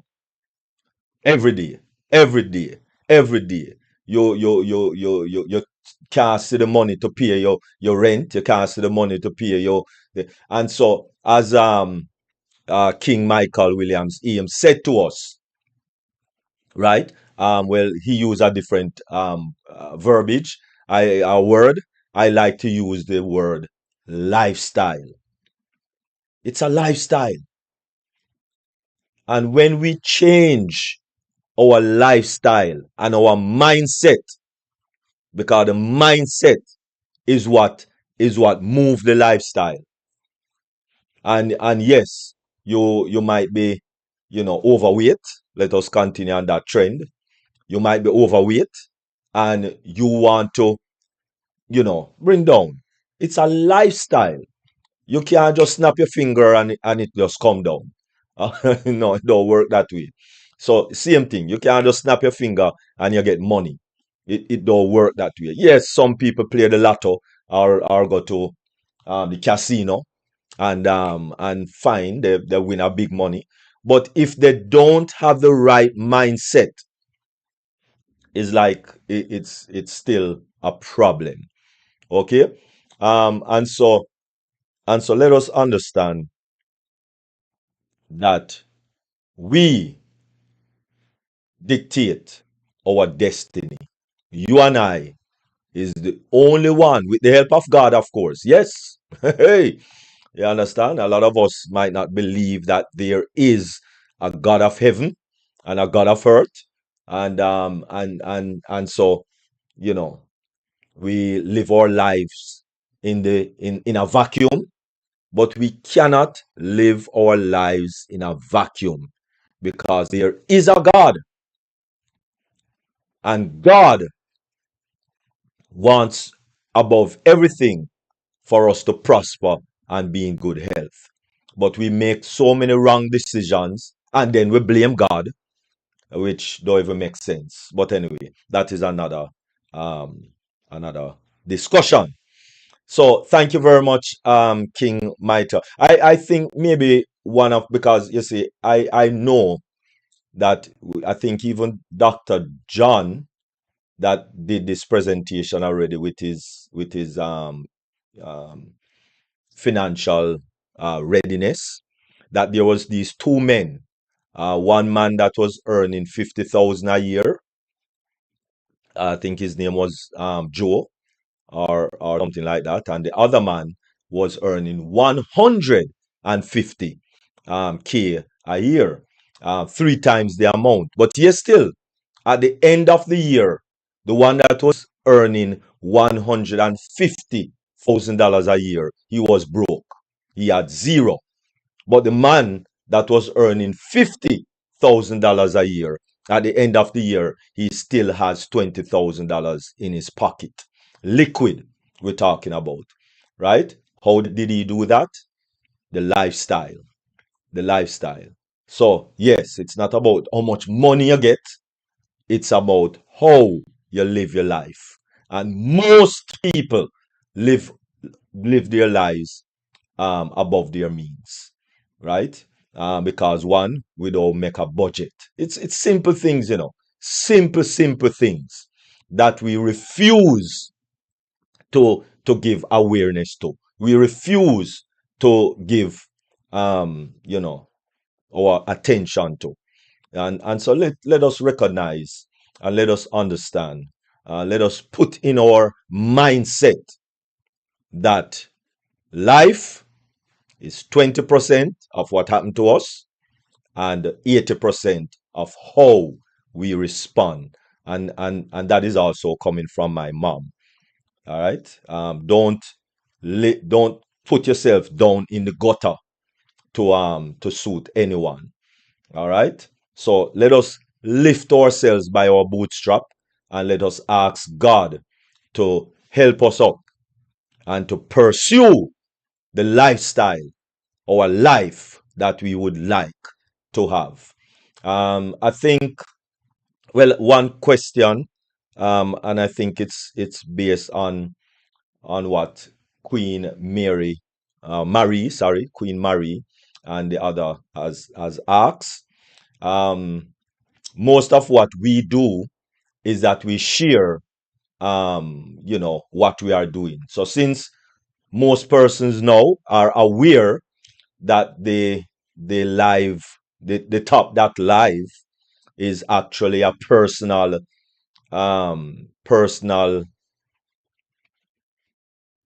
program that someone seeked out and got and is able to put a lot of YouTube channels on it. Is it possible? Because I have been searching and I've asked around a few people, but I I don't get much information. So I don't know if you are in a position, King Michael Williams Aim, where you can ask whoever is have the knowledge of that platform so it can be shared that others can cooperate and use that platform, not that exact platform that they are using, but it must be just like how people are using Zoom, so to speak, quote unquote. Some people use Google Meet, and we say that I'm using Google Meet, and try it, and somebody try it and they feel comfortable with it. you know I'm not giving them my own to use per se, right? So it's the same context. Restream, people use Restream to actually do whatever they are doing, right? So it's the same thing. So if that knowledge or that information could be made readily available so that persons can maybe use it and apply for it, or purchase it, or whatever it is that they have to do to get with it, to incorporate other persons YouTube, because a bit difficult for us to be downloading YouTube video and uploading it to this channel and uploading it to that channel and uploading it to various channels. It's a little challenging, if that's the right word. So if you can help us, and if you don't know the information, then if you could assist those who would like to use something like that, or that so that they can put many channels to go live on it. Thank you very much. Appreciate. I would imagine that someone purchased a domain name, okay, and so now you have a domain name, right? That's one. Then you get a rotator. So there are some out there that are free. Free, normally you're limited to the amount of links that you can have rotated, right? Usually a paid program, very paid site, will allow you to have more. I believed I've shared a rotator with you in the past, Dr. D. Um, so, but the point is, somebody has a domain name that they've purchased, so now they could be whatever the name they want it to be. So it happens to be the top dot live, okay? And then you have a rotator, and so within that rotator now I can put 20 sites or whatever in the rotator, okay? And then now I forward that rotator link to the domain name. So when you So when you use the domain name, all you see is the domain name. You don't see the underlying link that is there, which is the actual rotator link. Okay. And then people just click on, the top two .live, let's say, the new domain name that you've purchased, and then they'll be able to just get redirected to whichever one they click on. And so I believe that's what that is, right? So I don't think it's something that is difficult to set up if that's something that you guys want to do, and go from there. So it should be pretty straightforward, I believe. Right? Again, I've not done it, right? So that's why I say I believe. Okay, but I'm sure it's not difficult to do because I've used rotators and domain names and all this other fancy stuff. So that's why I'm speaking from that standpoint that I believe that's what was done. Okay.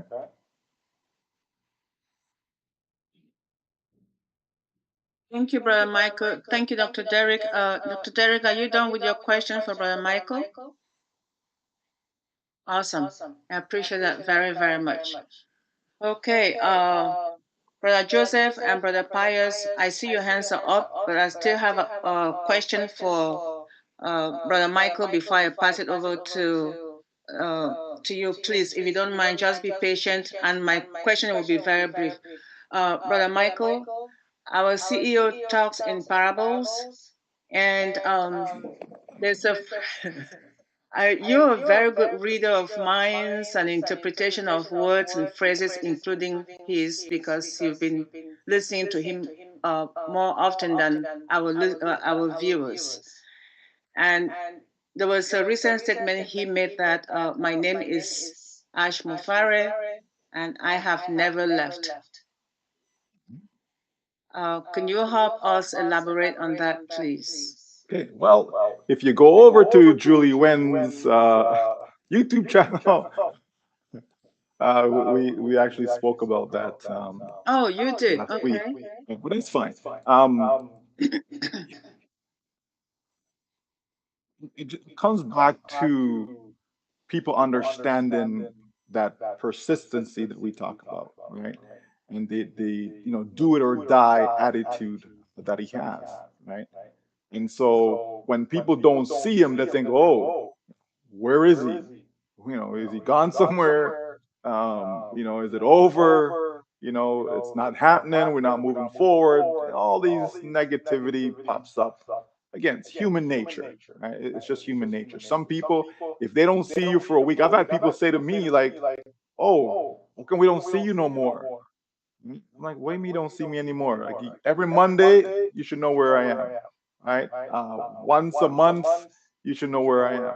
And that's good enough for now. I don't need to be visible every single day. I'm on a webinar or doing a live or any of that stuff. We're in wait mode, and people seem to forget that that is the case. We are in wait mode. So I'm not one that's going to be out there, having a whole bunch of webinars and this and all this other fancy stuff. Hey, God bless those who, choose to do that because it's a choice, right? We're in wait mode. And so our CEO is doing what he needs to do to move us to the next phase. But again, being human beings, being, just having that now mindset, right? When we don't see things moving in our time, right? Now, we're not the CEO, and we're not running the company and we're not putting things together, but yet we want to see things done in our time, right? Oh, I have this that's due a month from now. Oh, I got this that's going on. I got this. Okay, so how are we going to be, right? End of the day, we're simply waiting, okay? And so when the next update is ready, it will be delivered to us. Where will we see it? It's not going to be no secret. It's not going to be only a few people know about it. It's going to be in our OES, right? But people want to see the CEO. And this is not something that is new, by the way, okay? People wanted to see him, 2 years ago, 3 years ago. If he didn't come on to a webinar, it's like, oh, where is he? Right? What's going on? And we still have this same mindset to this very day, which just blows my mind. Right? I don't need to see him. every week, right? I don't need to talk to him every week. You know what I mean? Or even every month for that matter. I really don't. It's either I believe or I don't believe. Like to me, it's just simple as that. If I believe that this thing is going to be successful, then I believe. And if I believe that be the case, then I can just go off my business and do whatever I need to do to pay my bills or whatever, and I'm good to go, right? Knowing that when we are ready to go, when on passive is ready to go, you know, we're gonna be happy. You know what I mean? We're gonna be in a good place, right? So he's making a statement that, guys, I've not left, right? I've not left the building, right? I've not left the business. I've not left to go off and don't care about the people them, don't care about on passive, don't care about our journey, don't care about uplifting humanity. No, that is not the case. Right? We are moving forward, but there are things that needs to be done that we are working on. And I don't want to come to you guys and say, hey guys, this is going to happen, blah, blah, blah, blah, blah. Right? I want to come to you and say, guys, this is done. This has happened. Go take a look. Go see for yourself. You understand? So when things are at that stage, then he will come and say, here you go. Right? I've said to people before we got the OES back, I said to people, okay, you're screaming, you're crying, you're complaining, you're whining that, whoa, we can't log in, we can't log in, we can't. It's okay, if you can log in tomorrow, what is that going to do for you? What is it going to do for you? Is that going to put money on the table? Is that going to allow you to pay your bills? Or like what is it going to do for you? Well, no, but if at least if we can get in there and do what? You understand me? Right? So again, I just think differently. Where this is concerned, I'm give it to me when I can actually go do something. That's what I would prefer.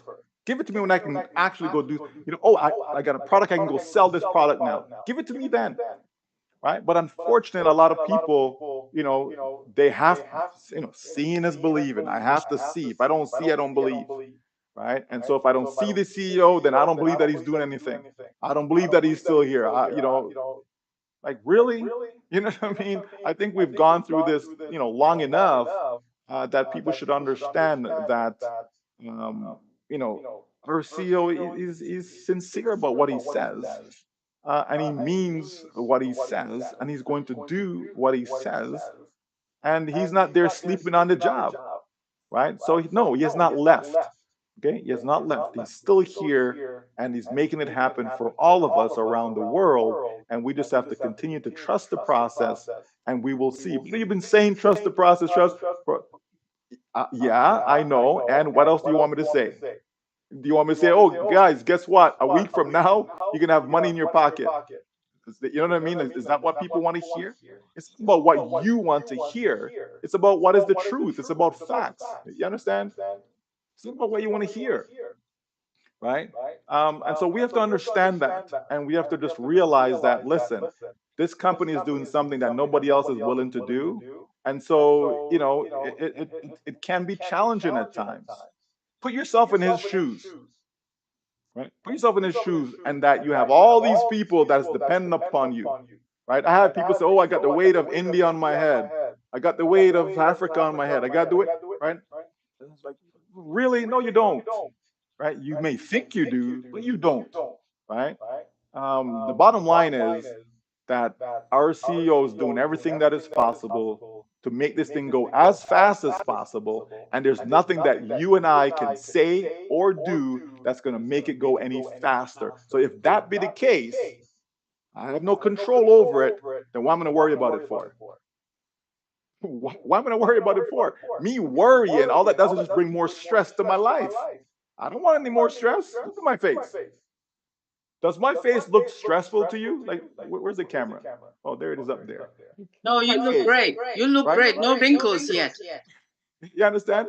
I know they're coming, but I'm going to try and keep them away as long as possible by not stressing about things that I cannot control. People have to learn to do that.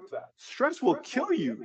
You know what I mean? It will bring sickness upon yourself, right? For no good reason.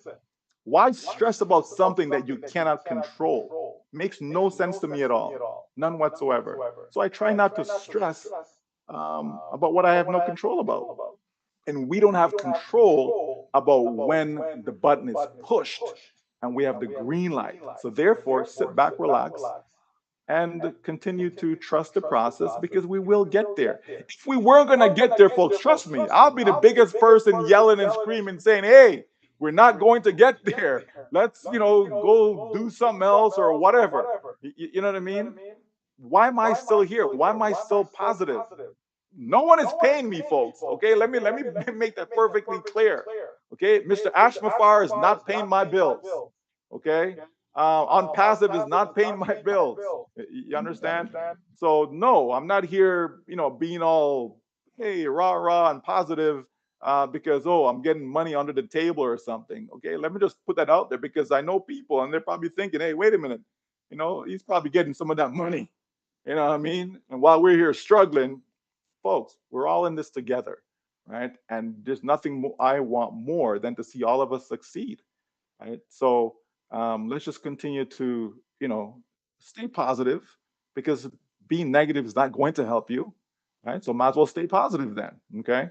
And let's just continue to wait and we will see, right? It is November 17th today, 2024. Okay, we have basically a month and a half before the year is out. Do I believe that it's going to be an update before the year is out? Yes, right. We're going to hear something. We're going to hear, more information, and then we just take that information in stride and move on to the next phase. Okay, so he's not left. Okay, he hasn't left. Awesome. Awesome. Thank you so much, Brother Michael. And yes, you're looking good because you are stress free, and we want you to remain stress free, right? So when the money starts getting into our wallets, we'll get together and celebrate stress free as well. Thank you so much. I have left him alone, so where do I log in? I can't see my OES. Left Brother Michael alone. That's a good one. I'm glad you're protecting him because we need him to be there and strong for us when the right time comes. For now, we're just going to take it easy on him. Brother Joseph, I'm passing the microphone to you. Please make your question brief, please, and straight to the point. Thank you.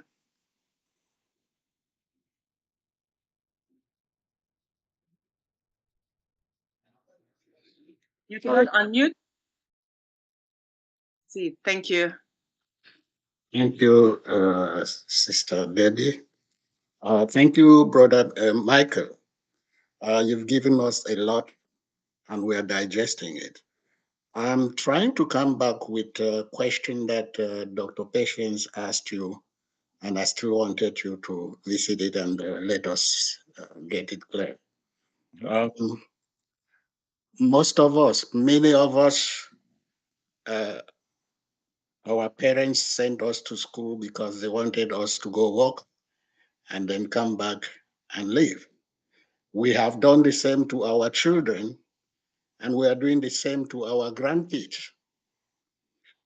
Most of those who are financially free now are those who started like you did, like our CEO started, and you are going to hand it down to your children, and they will hand it down to the grandchildren. Where we are like baby boomers, where do we start? And how can we incorporate the children and the grandchildren whereas they are learning different things from the school where they are? How can you help us to this? Okay, excellent question. Wow. Okay, jeez, you guys are just pulling it all out today. Um, you know, I fully support. Okay, so just want to be clear. I fully support our children going to school and getting a good education. Okay, so I don't deviate from that. Right. My children, them, the same thing. They're gonna go to school and they're gonna get a good education. Okay. But now that you have that good education, what do you do with it? right? What do you do with it? And so, I encourage them to, yes, go get a job. Okay. But it doesn't mean that you stay with that job, because you see, you have to have hands on experience, right? So, for example, let's say, you went to school, you become an engineer. Okay. So now that you're an engineer, it's a good idea to go work with an engineering firm. Okay. So now you're getting the hands-on experience. Now you understand, how the trade works, right? How the profession works, all of that. Now that you've seen that for yourself, and you learn as much as you can from whoever employs you. Okay. But you'd want to now put yourself in a position where you can start your own engineering firm. Okay. When you can go out there now, and so that you could be your own boss, have your own business, right? And when you do so, now you're able to take advantage of the leveraging that I spoke about earlier. And not just that, but you're also able to stimulate your economy by now you're able to employ others, right? So when you do that, now you're starting to step out of that realm of being an employee to now becoming a business owner. And as a business owner, that's where you're going to be able to find the true success, by being financially free, totally free, because you can have your business running while you're not there, right? Obviously, you hire competent staff, right, that can run the firm, etc., that can run the day-to-day activities of the business. You may oversee it and all of that, but it doesn't necessarily mean that you have to be there day in, day out. So all of a sudden you free up some of your time, as opposed to when you're working for an employee, you're putting in 8 to 10 hours a day, right? So it's a big difference. And so, and the same thing would happen when they have their children. Same thing. Yes, go to school, get a good education, right? Make sure they're learning, something that makes sense.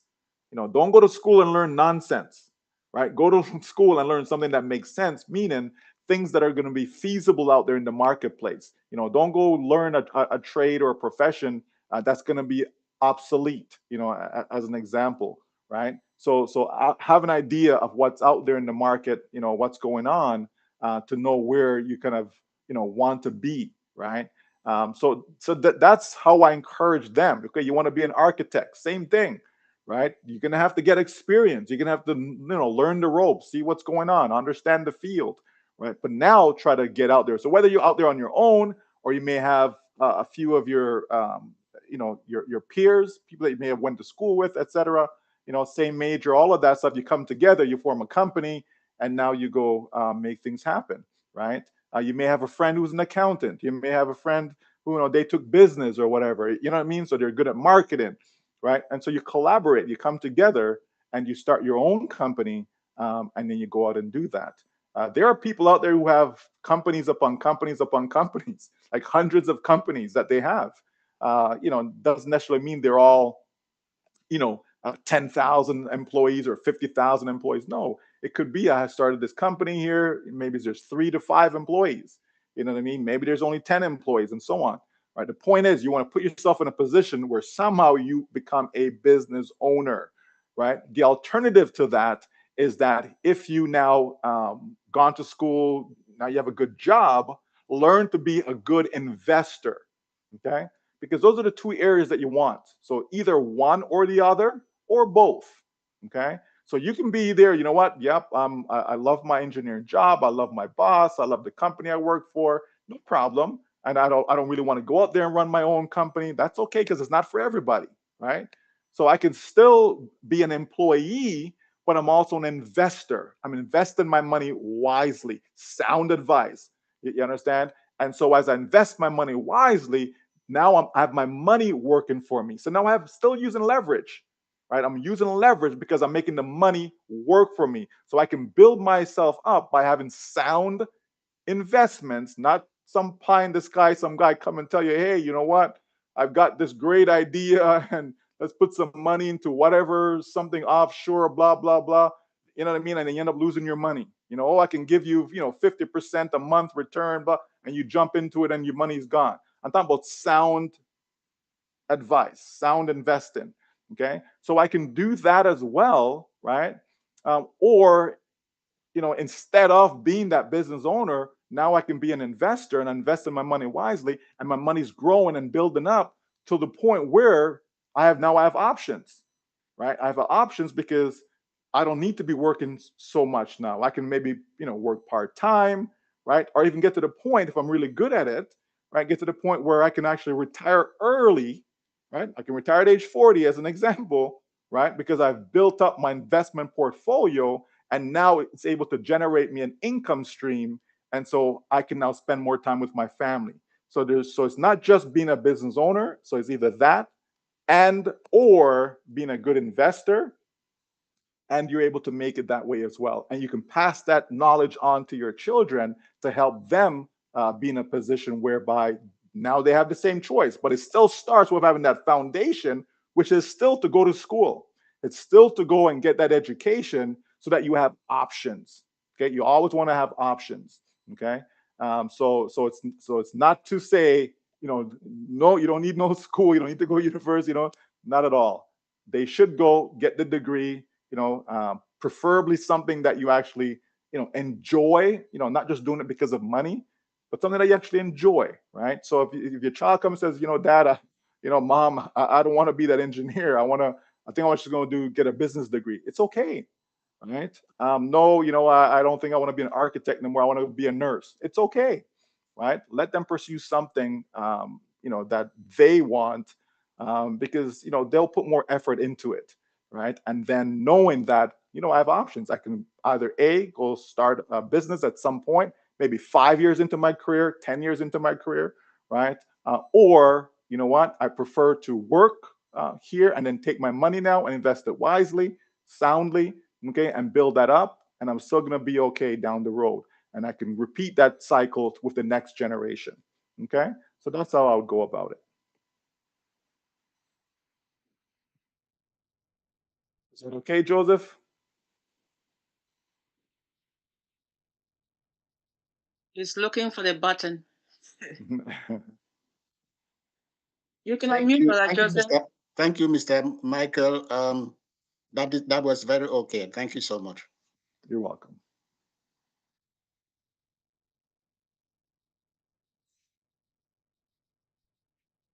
Thank you for your question, Brother Michael. Brother Joseph. Others in the audience learned from that. Appreciate it. Okay, we're going to call on our Brother Pius. Please, over to you, Brother Pius. You're ready. Proceed. Welcome. Hello, my sister, Debbie. How are you doing? I greet each Thank and you, every Brother one of you Pius. How is guys. Ireland? We are fucking getting cold over cold here, Welcome. Welcome Thank to you. the I'm so sorry I haven't attended the meeting for quite a long time because of the nature of the situation. According to our CEO, he said, keep doing what we are doing to keep food on your table, and we are pushing it, we are doing it. So I have to thank you, Debbie. Thank my Derek, Yvonne, Priscilla, Dr. Benny, Pastor 360, and others, Dr. Patience. I'm so proud of you guys. I don't have time to attend because of to make sure I keep food on my table. Very old man, but I'm pushing it.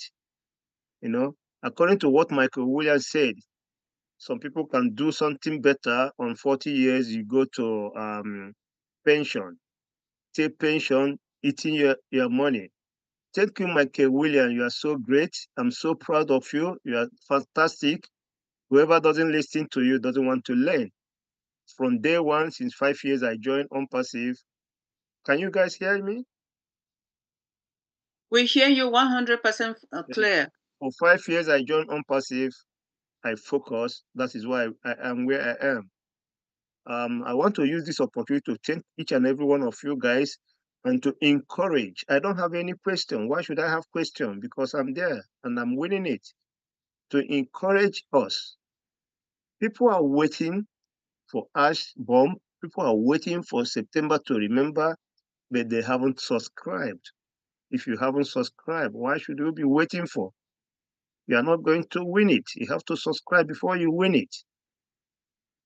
So thank you, Michael Williams. Every Monday, sometime I have to skip, go to toilet, to log in, to listen to you and Julie, then I don't spend more than 5-7 minutes because I have to be sacked. Just to listen to hear you guys' voice.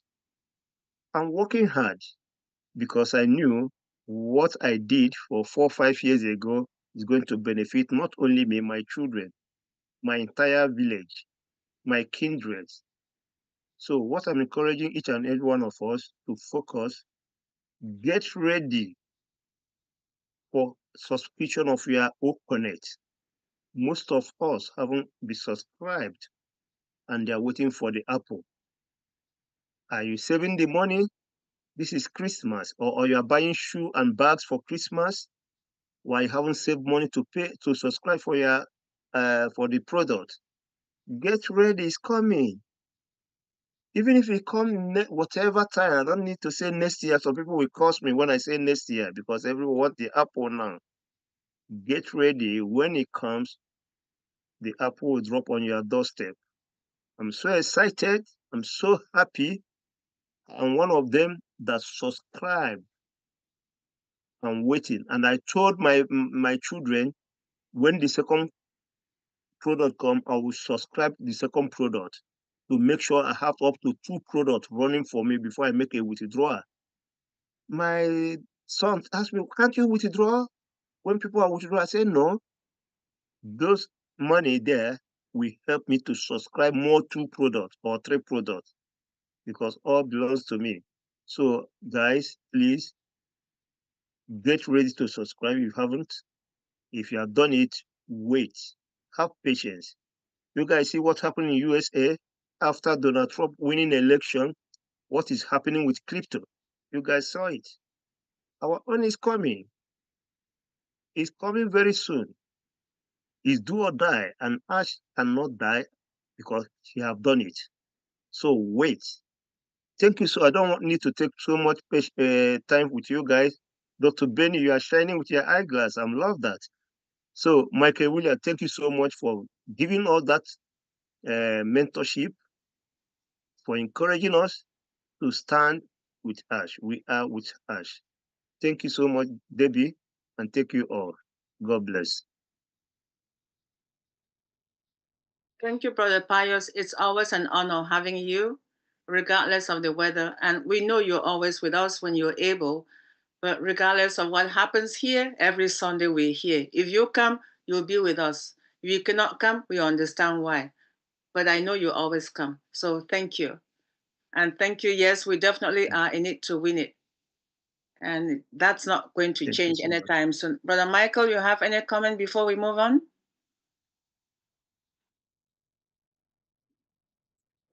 No comment. Again, that's what we want. People that are committed and people who know what they have in their hands. So kudos to you, Mr. Pius. Ireland all the way. Awesome. Awesome. All right. Thanks, Brother Pius. One of our sisters is not here, Sister Kenla, and she passed her question for our Sister Yvonne. And Sister Yvonne, you're up next. And after that, it will be questions and discussions unless Dr. Derek says something about updates. So, Sister Yvonne, over to you. Thank you, Sister Debbie. Hello, Brother Michael, and thank you for always expanding our minds and keeping it so. So this question is from Sister Kanla, and she says, why is our CEO, Mr. Ash, and ONPASSIVE company being held to a higher standard personally and company-wise? For example, with expectations, success, delivery, outcomes, product functionality, benefits, failure, etc. A whole long list of descriptions there, but I'm sure you got what she's saying. Thank you, brother. Yeah, you're welcome. I hope you're going to be welcome, based upon the answer.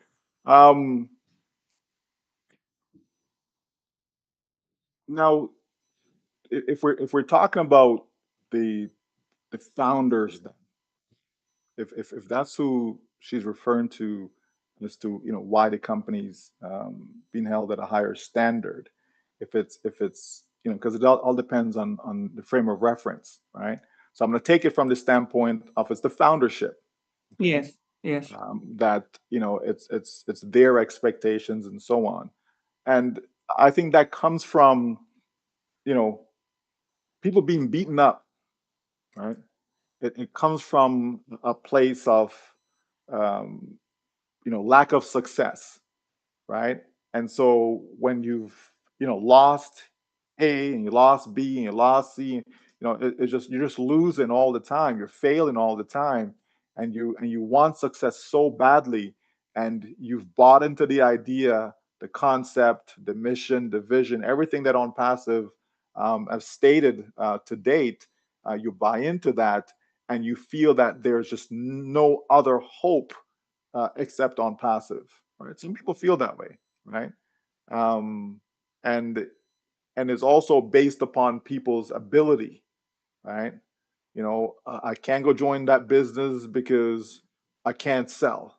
I can't go join that business because I can't refer anyone.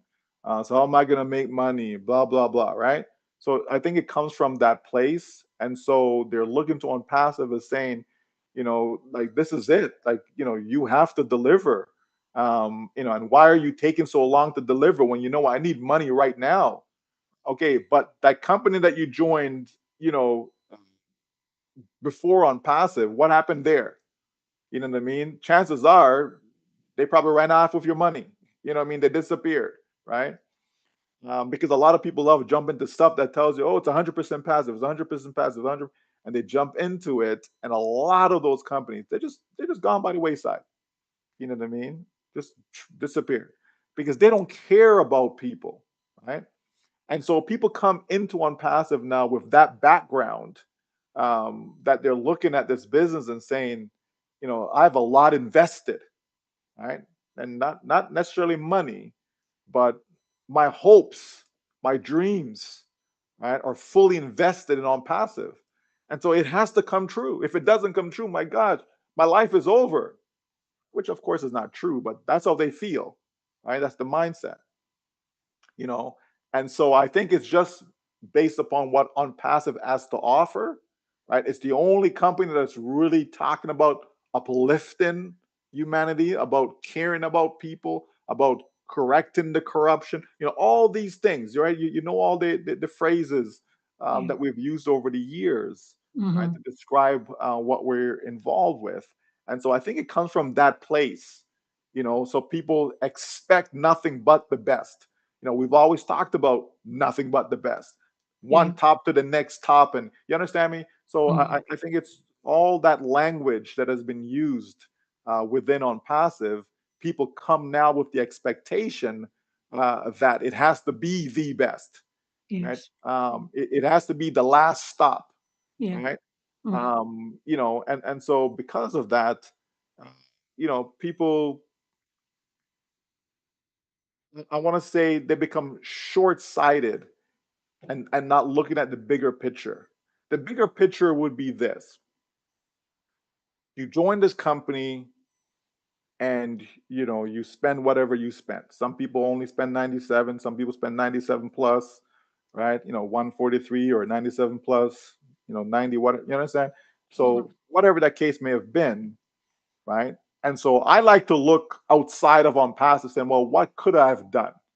So some people say, well, I could have bought Bitcoins with that money. Look how Bitcoins are just roaring right now, right? And the truth of the matter is, it wouldn't have done anything for you. It wouldn't have. You know what I mean? People are delusional.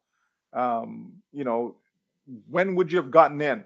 Right? I was talking to someone yesterday, and we are talking about the state of the cryptocurrency marketplace and what's going on. And she was saying to me, goes, yeah, you remember we saw Bitcoin when it was $500? And I said, Yeah. yes, hindsight is always 2020 in that, Mm. we've made money in crypto and what have you. But the point is that people will look and says, man, if I bought, when I first saw it, or if I held on, to my Mm. Bitcoins and not sell it. But life doesn't work that way though. You know what I Doesn't. mean? Yeah. Because this is the human psychology for the most part. People got into Bitcoins, whether it was $500 or $1,000 or $5,000, whatever they got in at. And while it's going up, everybody's happy and this is fantastic. Okay. Mm-hmm. but what goes up must come down. Okay, Yes. that's how the markets work. It doesn't go straight up and it doesn't go straight down. It goes in cycles. Okay, so it'll go up, hills and valleys and so on, right? So when people see it going up, they're all excited, but when they all see it coming down, You're not panic comes in to play and they sell. Right now, Bitcoin's at 90,000 or whatever per coin. Okay. If anyone is in right now, if it should drop to 60,000, I guarantee you a lot of people will be selling. You understand? As they see it come down, because in their mind, they're saying, oh my gosh, it's probably going to go all the way down. Because you don't know what the bottom will be. You don't. People don't. And even the best traders, they're still going to guess what they think it is, right? But they don't know. There's a difference between guessing or assuming versus actually knowing something. It's not the same thing, right? So that's the human psychology. So people will look and think, man, if I just held on, or man, if I sold, or man, if I bought, all this fancy stuff. The reality is, folks, right, is that you made a good decision to get involved in ONPASSIVE. That's the reality. You made a good decision. That decision is still valid today. ONPASSIVE is not going up in price, it's not going down in price, it's not fluctuating on you. There's no need to have panic, there's no need to have fear, right? There's none of that. Okay? All we have to do is continue to be patient, right? And knowing that it will be delivered. And when it's delivered to us, we're going to be happy. Now, does that mean that you just sit there and do absolutely nothing? We heard our brother Pius says, hey, he's got to put food on his table. So you got to do what you got to do, but just be wise in what you're doing, though. That's all. We've always said that to people. Just be wise in what you're doing. You know what I mean? Don't go do stuff foolishly. You know what I mean? Don't let somebody tell you some about pie in the sky, whatever, and you jump in. You know, just be wise. Okay? All right. But at the end of the day, though, people's bills still have to be paid. You know what I mean? So while it's right to have that high expectation from ONPASSIVE, but we also have to bring with that, right, the right perspective as far as timing goes. It's not going to be in our time, as I said earlier. Okay. So therefore, we just continue to have the expectation. Sure, nothing wrong with that, right? Again, because it was put in that light. No one came to you and says, you know what, this ONPASSIVE thing is probably not going to turn out, but come on in just in case. We're all 100% positive. We're all confident about it. We all believed and we continue to believe. You understand me? So obviously people buy into that as well, right? But it's the facts are still the facts. That all that still remains to be true, right? So we can still hold on. We can still have our hope, knowing that it's going to, give us the rewards we're looking for. But there's things that we cannot control, right? There's things that we cannot control. No difference than if you now take some money and go invest the money. You go to an investment banker and say, hey, I'm here, here's 10 grand or whatever, $1,000, whatever the case may be. Here's some money, right? Put me in some good mutual funds, buy some stocks, bonds, whatever, right? And when do you expect to get good results? You expect good results in 30 days, 60 days, 90 days, a year, right? People that invest for the long term tend to win. You understand me?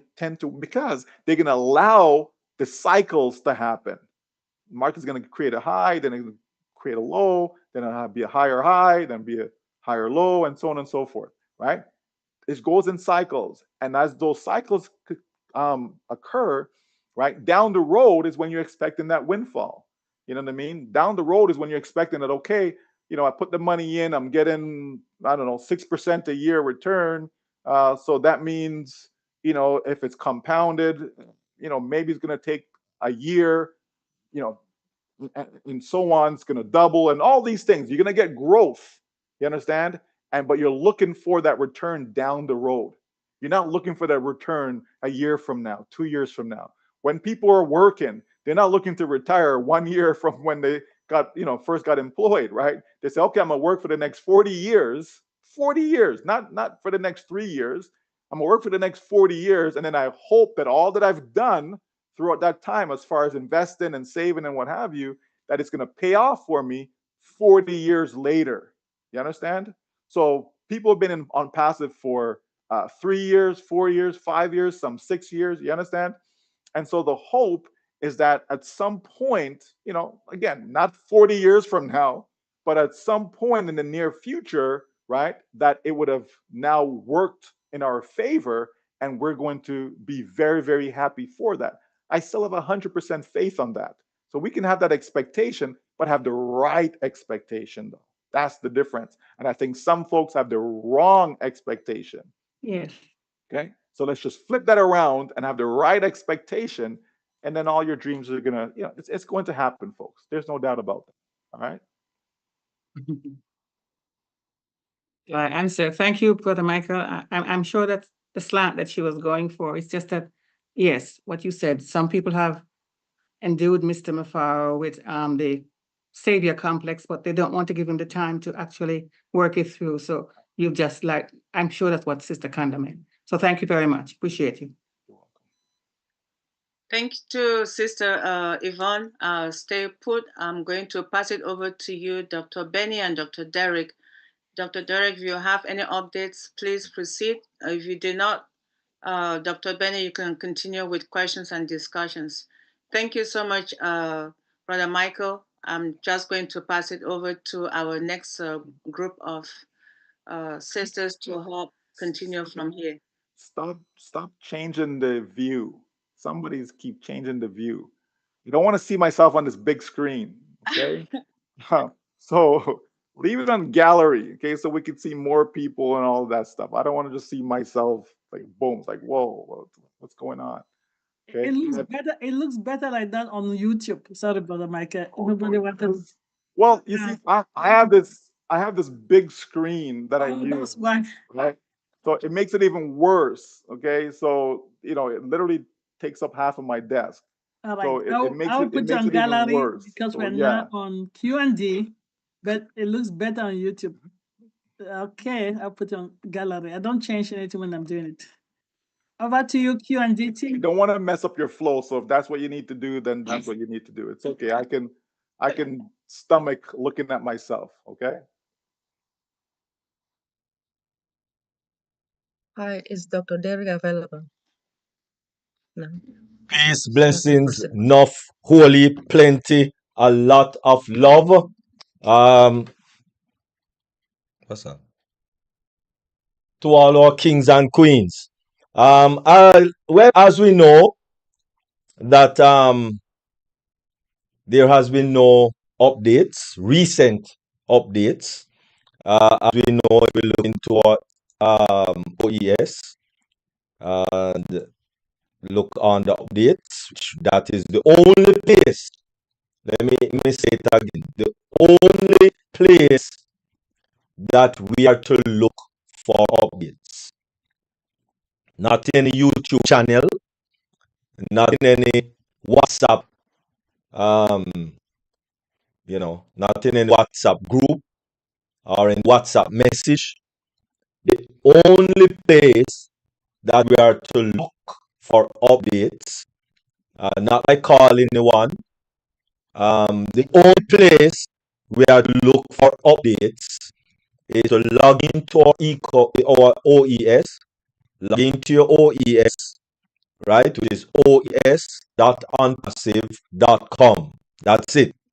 oes.onpassive.com. If you just put in onpassive.com, it will forward to oes.onpassive.com. You will be good to go still. All right. And then where it says right at the top, and at the top left, you just look for updates, and it is right there. And the last update is from last week. There's the same one that is dated from November 2, right? That says nice and easy. Nice and easy. And of course, Ashmore said he likes simplicity. All right, so always check there. That's the only place to check for updates. Nowhere else, please. Nowhere else on the planet that we are to check for updates, but right there on our oes.onpassive.com. No recent updates since November 2, and we know when Ash Mufari doesn't come on a webinar, he's doing more.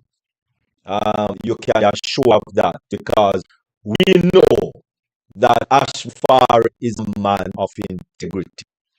If you don't get that so far, the past 6 years, or 4 years, or 5 years, or 2 years, that you have heard the man, that you have seen the man, if you don't know by now that he's a man of integrity, then tough luck on you. All right, let us leave it at that. But for those of us who knows that Ash Mufari is a man of integrity, and that's one of the reasons, because he knows that a lot of people like to see, just like the disciple by the name of Thomas, which we refer to from time to time. Those of us are in the faith, we always refer to him as doubtful Thomas. Right? We want to see evidence, and that's what Ash Mufari did for those who have to see. And that is why he brought back the ecosystem, so at least we can see something that, yes, it is there. Why would he put up a website if he's not going to continue business? This is a multi-million dollar website. Why would he put up a multi-million dollar website? Oh, exit stage left. That don't make no sense. All right. So for those who need something to see that are still there, that's what website is there for. So looking good, looking nice, looking lovely. Leave it alone. You don't want to trouble it. Don't want to want anything. All right, and just wait on the next instruction. That's all. Right? As what all of us have been saying over and over and over, who have a little bit of mindset, because it's all about the mindset. Right? So those of us who have like a better mindset, just let us continue to be patient. Let us continue to be patient. All right? And if you want to get your doctorate in patient, just talk to Dr. Patience. All right. Thank you very much. That is it. And over to Queen First Lady, Dr. Benny. Thank you. Thank you so much. Thank you. Thank you. Happy Sunday. Happy Sunday to everyone, to my queens and kings around the globe. I believe I'm just going to introduce myself and Queen Yvonne. Queen Yvonne, could you please introduce yourself? Thank you, Queen Dr. Benny. My name is Yvonne Finn, and I am monitoring the chat as always. I live in Canada, and it's 9 degrees centigrade here now for anyone who wants to know how cold it is. I was just going to talk to Derek. Thank you, Dr. Benny. Thank you so much, Queen Yvonne Finn. Yes, please. My name is D. Benny. I want to really take this special moment to thank our Heavenly Father for bringing all of us this afternoon, this evening, or morning. It all depends upon your location. I also want to thank our Heavenly Father for bringing an important person to each and everyone. Remember that if it wasn't for this individual, I would not be able to see, to know who Mr. Michael Williams Ames is. I will not. And his name is Mr. Ash Mufare. Mr. Ash made a statement that either I do or I die. As we all know that he is different. He's a different CEO. Well, I know he is different because he is really here to eradicate poverty and to uplift humanity.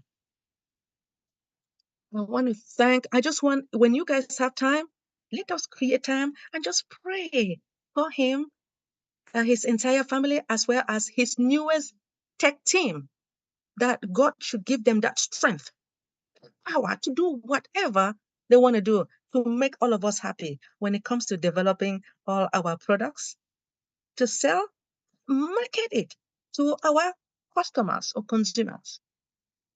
Now, I really, as you all know, we do have a lot of people here, our friends, that they have done a lot. I want to really thank our welcome team.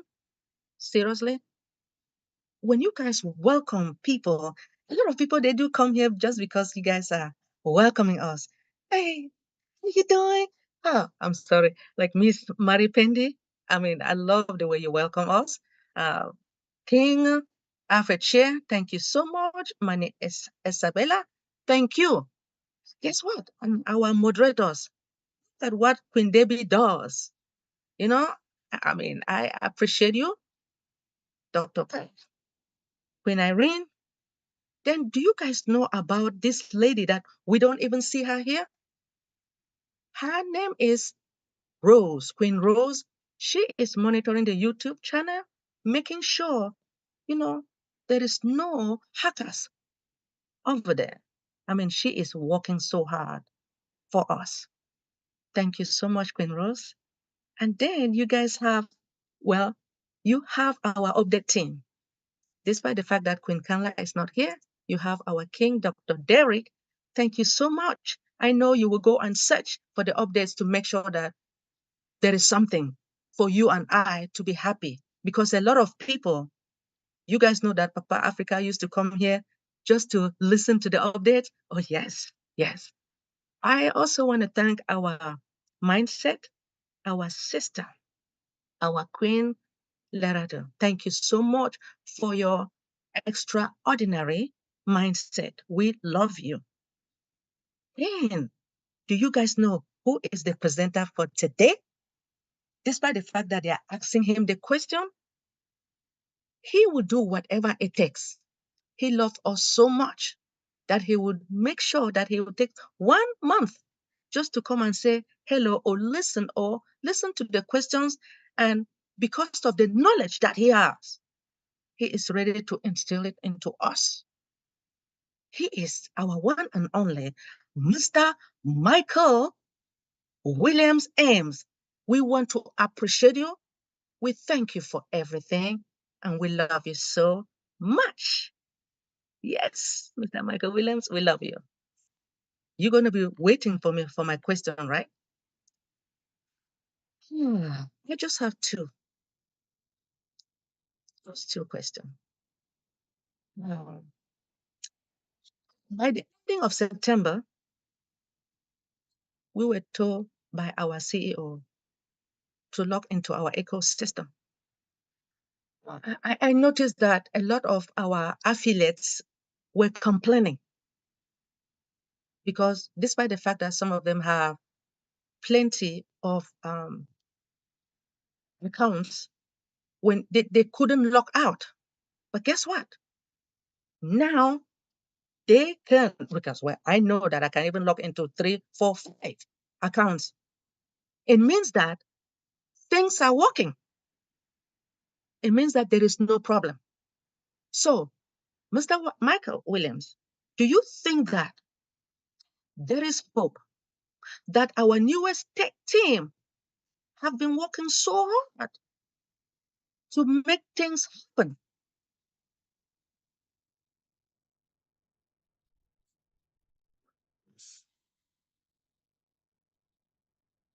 Short and sweet. Chai, Mamma mia.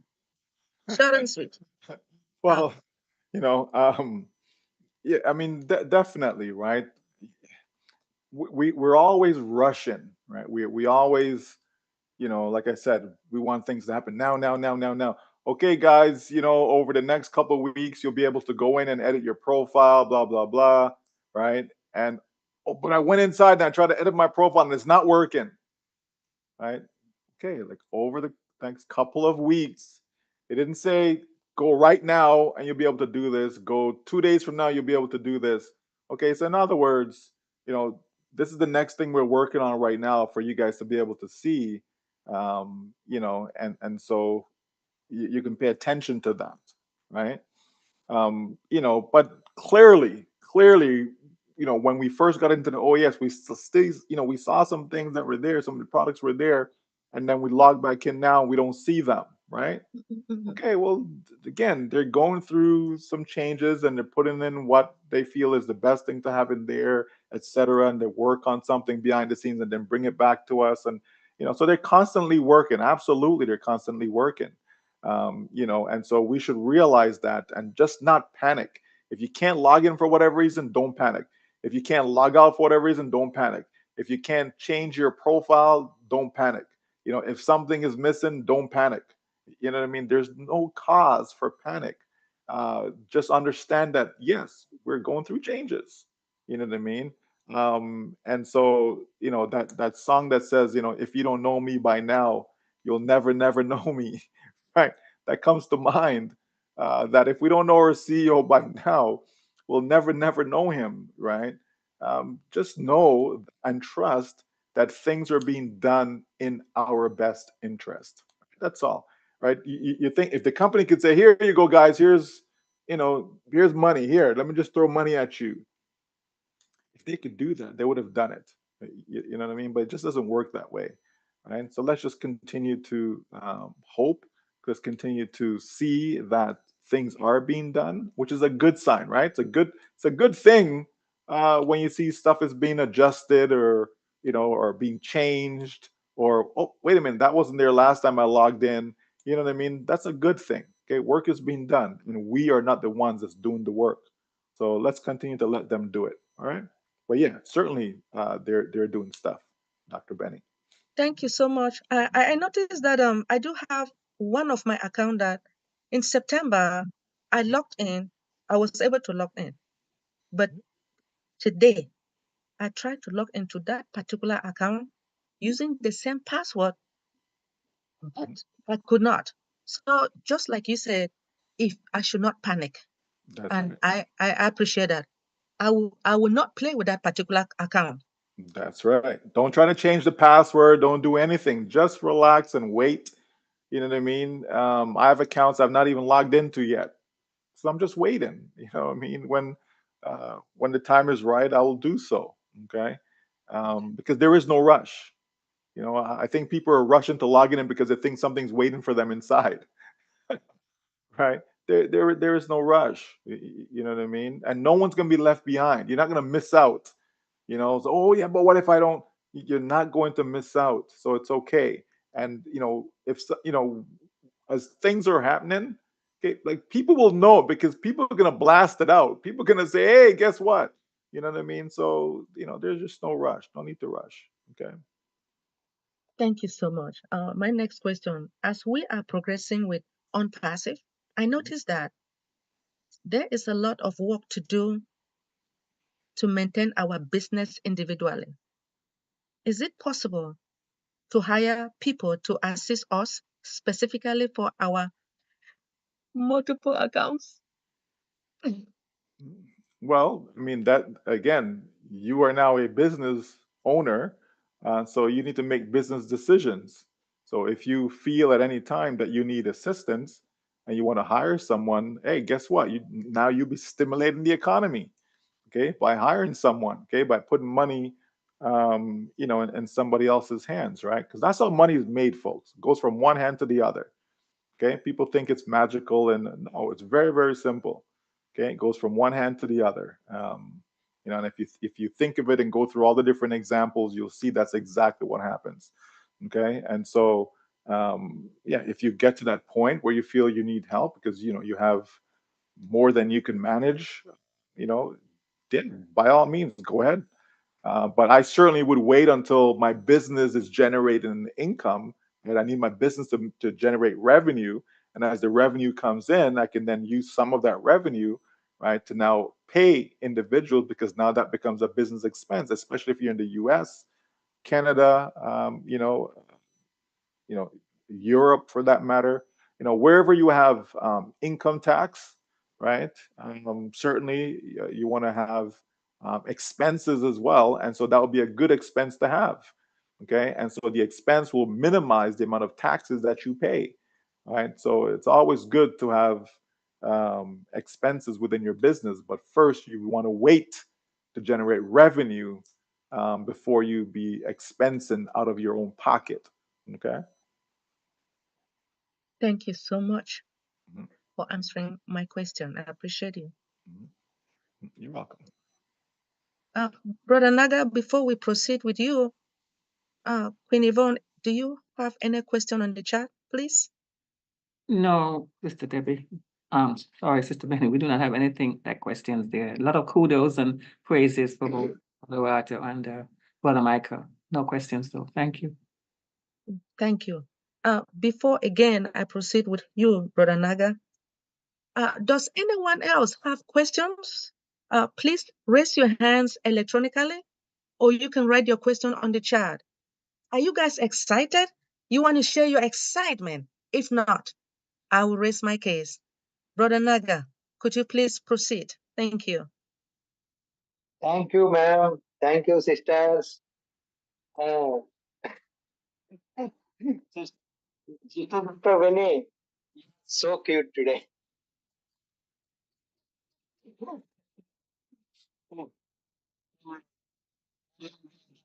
Williamson and Alexa, everyone. I wanted to greet everyone. So long time I know, I know greet. Even I am coming inside meeting. I'm very excited. Very soon we may we may succeed. We may succeed. I think I correctly knows, but I don't know. Thank you so much. Thank you so much for giving opportunity. I have no any questions because I am following. Always I am following. I think we should not do anything this time. After new OES come, we can proceed. I think so. Am I right? Thank you so much, ma'am. All right. Thank you. Thank you so much, Brother Naga. We appreciate you. We appreciate your excitement, right? Because you love ONPASSIVE. I love ONPASSIVE more than you. Anyway, thank you so much. And if we don't have any other question, I will hand it over to Queen Debbie or Queen Dr. Pai. Oh my goodness, I'm so predictable. Hi, Brother Mike, I'm so predictable. You know, when they call me like this, you know what I'm going to say. I was not going to do it, but I just have to do it. You've shared so many things today. And when you come and share with us, I actually personally learn a lot. I'm not going to lie. But you've shared so many things. I just want you to just give us a quick juice to take. No, it's 1 month that we get you. We want something that will take it for the month and keep our flame burning until the next time. If you can just give us a quick sum up of what you've said today. What do you want to get us excited about and go home with all the questions that was asked today and a lot of people waiting patiently? Give us something to take home to feed our soul for the month before we get you next month. Thank you, my brother. Well, okay. We talked about so much, but it always seems to come back to the same thing, though. It comes back to us having the right mindset. You know, um, you know, Dr. Derek echoed what our dear sister started us off with at the beginning, Sister Lorato. I mean, you know, and so many of us, we've come to that conclusion that it is so important, uh, to think the right way, because there is a right way, right? It's not just think whatever you want to think. No, like there is a right way. There's a recipe for success. There's a recipe for success. Some people have been able to attain it, right, during their lifetime. Many have not, and I find the ones who have not is simply because they don't know what that recipe is, right? You know, a lot of people will tell you that, oh, I'm not negative. They'll tell you, oh, I'm not a pessimist. You know, you know, the reality though is that if we don't get our mind right, it's very difficult to accomplish anything in life, like anything. You know what I mean? Like if you're not thinking, you know, the right way as far as something as simple as walking, you're gonna fall down. You know what I mean? Like you will. I mean, obviously, it's something that we take for granted. We're not there thinking, okay, I need to put my right foot in front of my left. Like you know, we're not thinking like that, right? Because again, it becomes a way of life. Right? Walking is a way of life. Eating is a way of life. You know, what I mean, you don't have to tell yourself, okay, hand, you need to go pick up that spoon or that fork or whatever, or take that food and bring your hand to your mouth and you know these are things that we just do naturally because it's become a way of life. But when you were a child, when you were a baby, a toddler, whatever, right? You didn't know how to do that. You know what I mean? And so someone had to teach you, right? You wanted to ride that bicycle. You didn't just jump on that bicycle and say, "Hey, look, mom, look at me, dad, look at me." No, like someone had to teach you how to do it, right? You didn't just get up and say, "Hey, 2 + 2 is 4." No, like someone had to teach you these things, right? But as you're taught certain things, and you grasp what you've been taught, now you're able to execute, right? But it all comes back to how we think. And so if we're all trying to gain success, if we're all trying to, you know, want to master being financially free, right? Everything always come back to the way we think, right? How do we think about money as an example? Like some people think money is evil, right? And so because they think money is evil, they'll never be financially successful in life. You understand me? Because they just don't have a good relationship with money. You know, some people, no matter how much money they get, it's always just go through their hands. They never seem to can hold on to it, right? There's a reason for that. It's usually because of their mind, right? What they think about it. Like they think it's a bad thing to hold on to. I shouldn't, I shouldn't try to be rich, or it's a sin, or stuff like that. Like people make stuff up, and sometimes we're led astray. People tell us the wrong things. You know what I mean?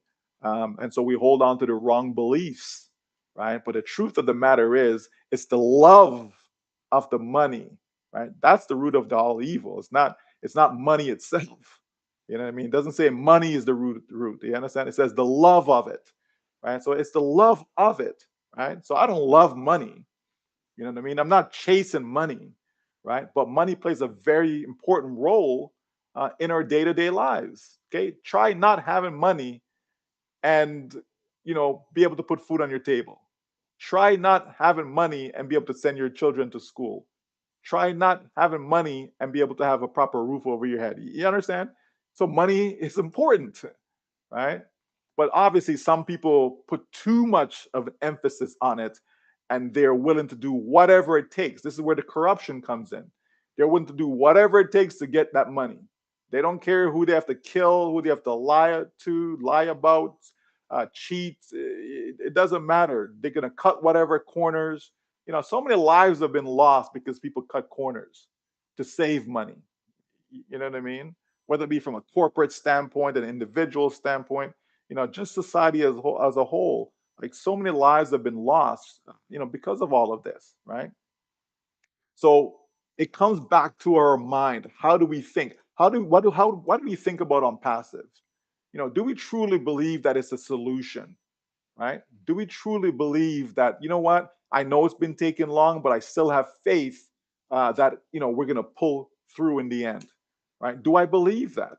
Right? Or do I says, okay, I spent $97. I'll just cut my losses and move on. Let me go find something else.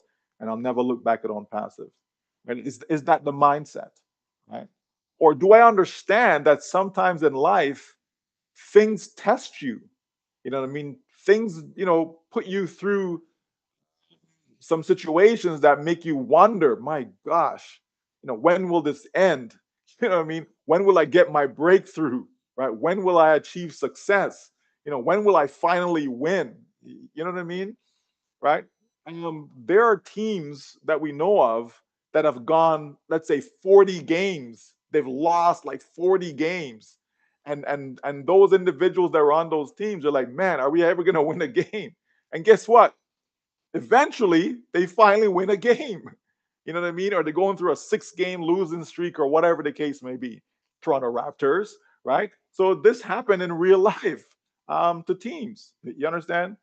So it's the same thing here with ONPASSIVE, that some folks are questioning, man, is this thing really going to happen? Where we all led astray?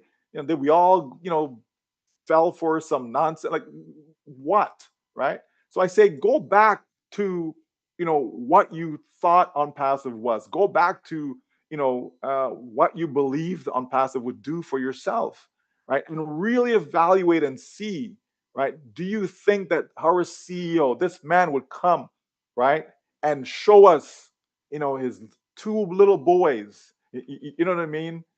Bring them to the forefront. Spend hours upon hours, on webinars with us.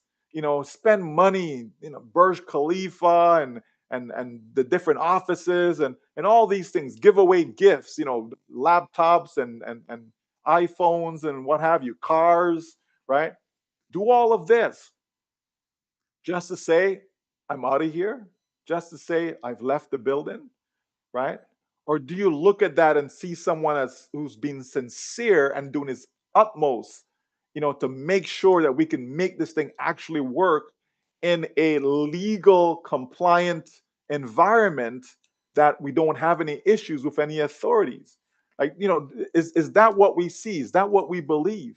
When we look at some of the folks, I'm including myself, that are um, holding up the banner of ONPASSIVE, saying that yes, this is a viable vehicle, right? This business is feasible, that we'll be able to, acquire the success that we're looking for, right? That this company can actually help billions, not millions with an M, but billions with a B around the world, that we can actually do this and make this work. Is it possible?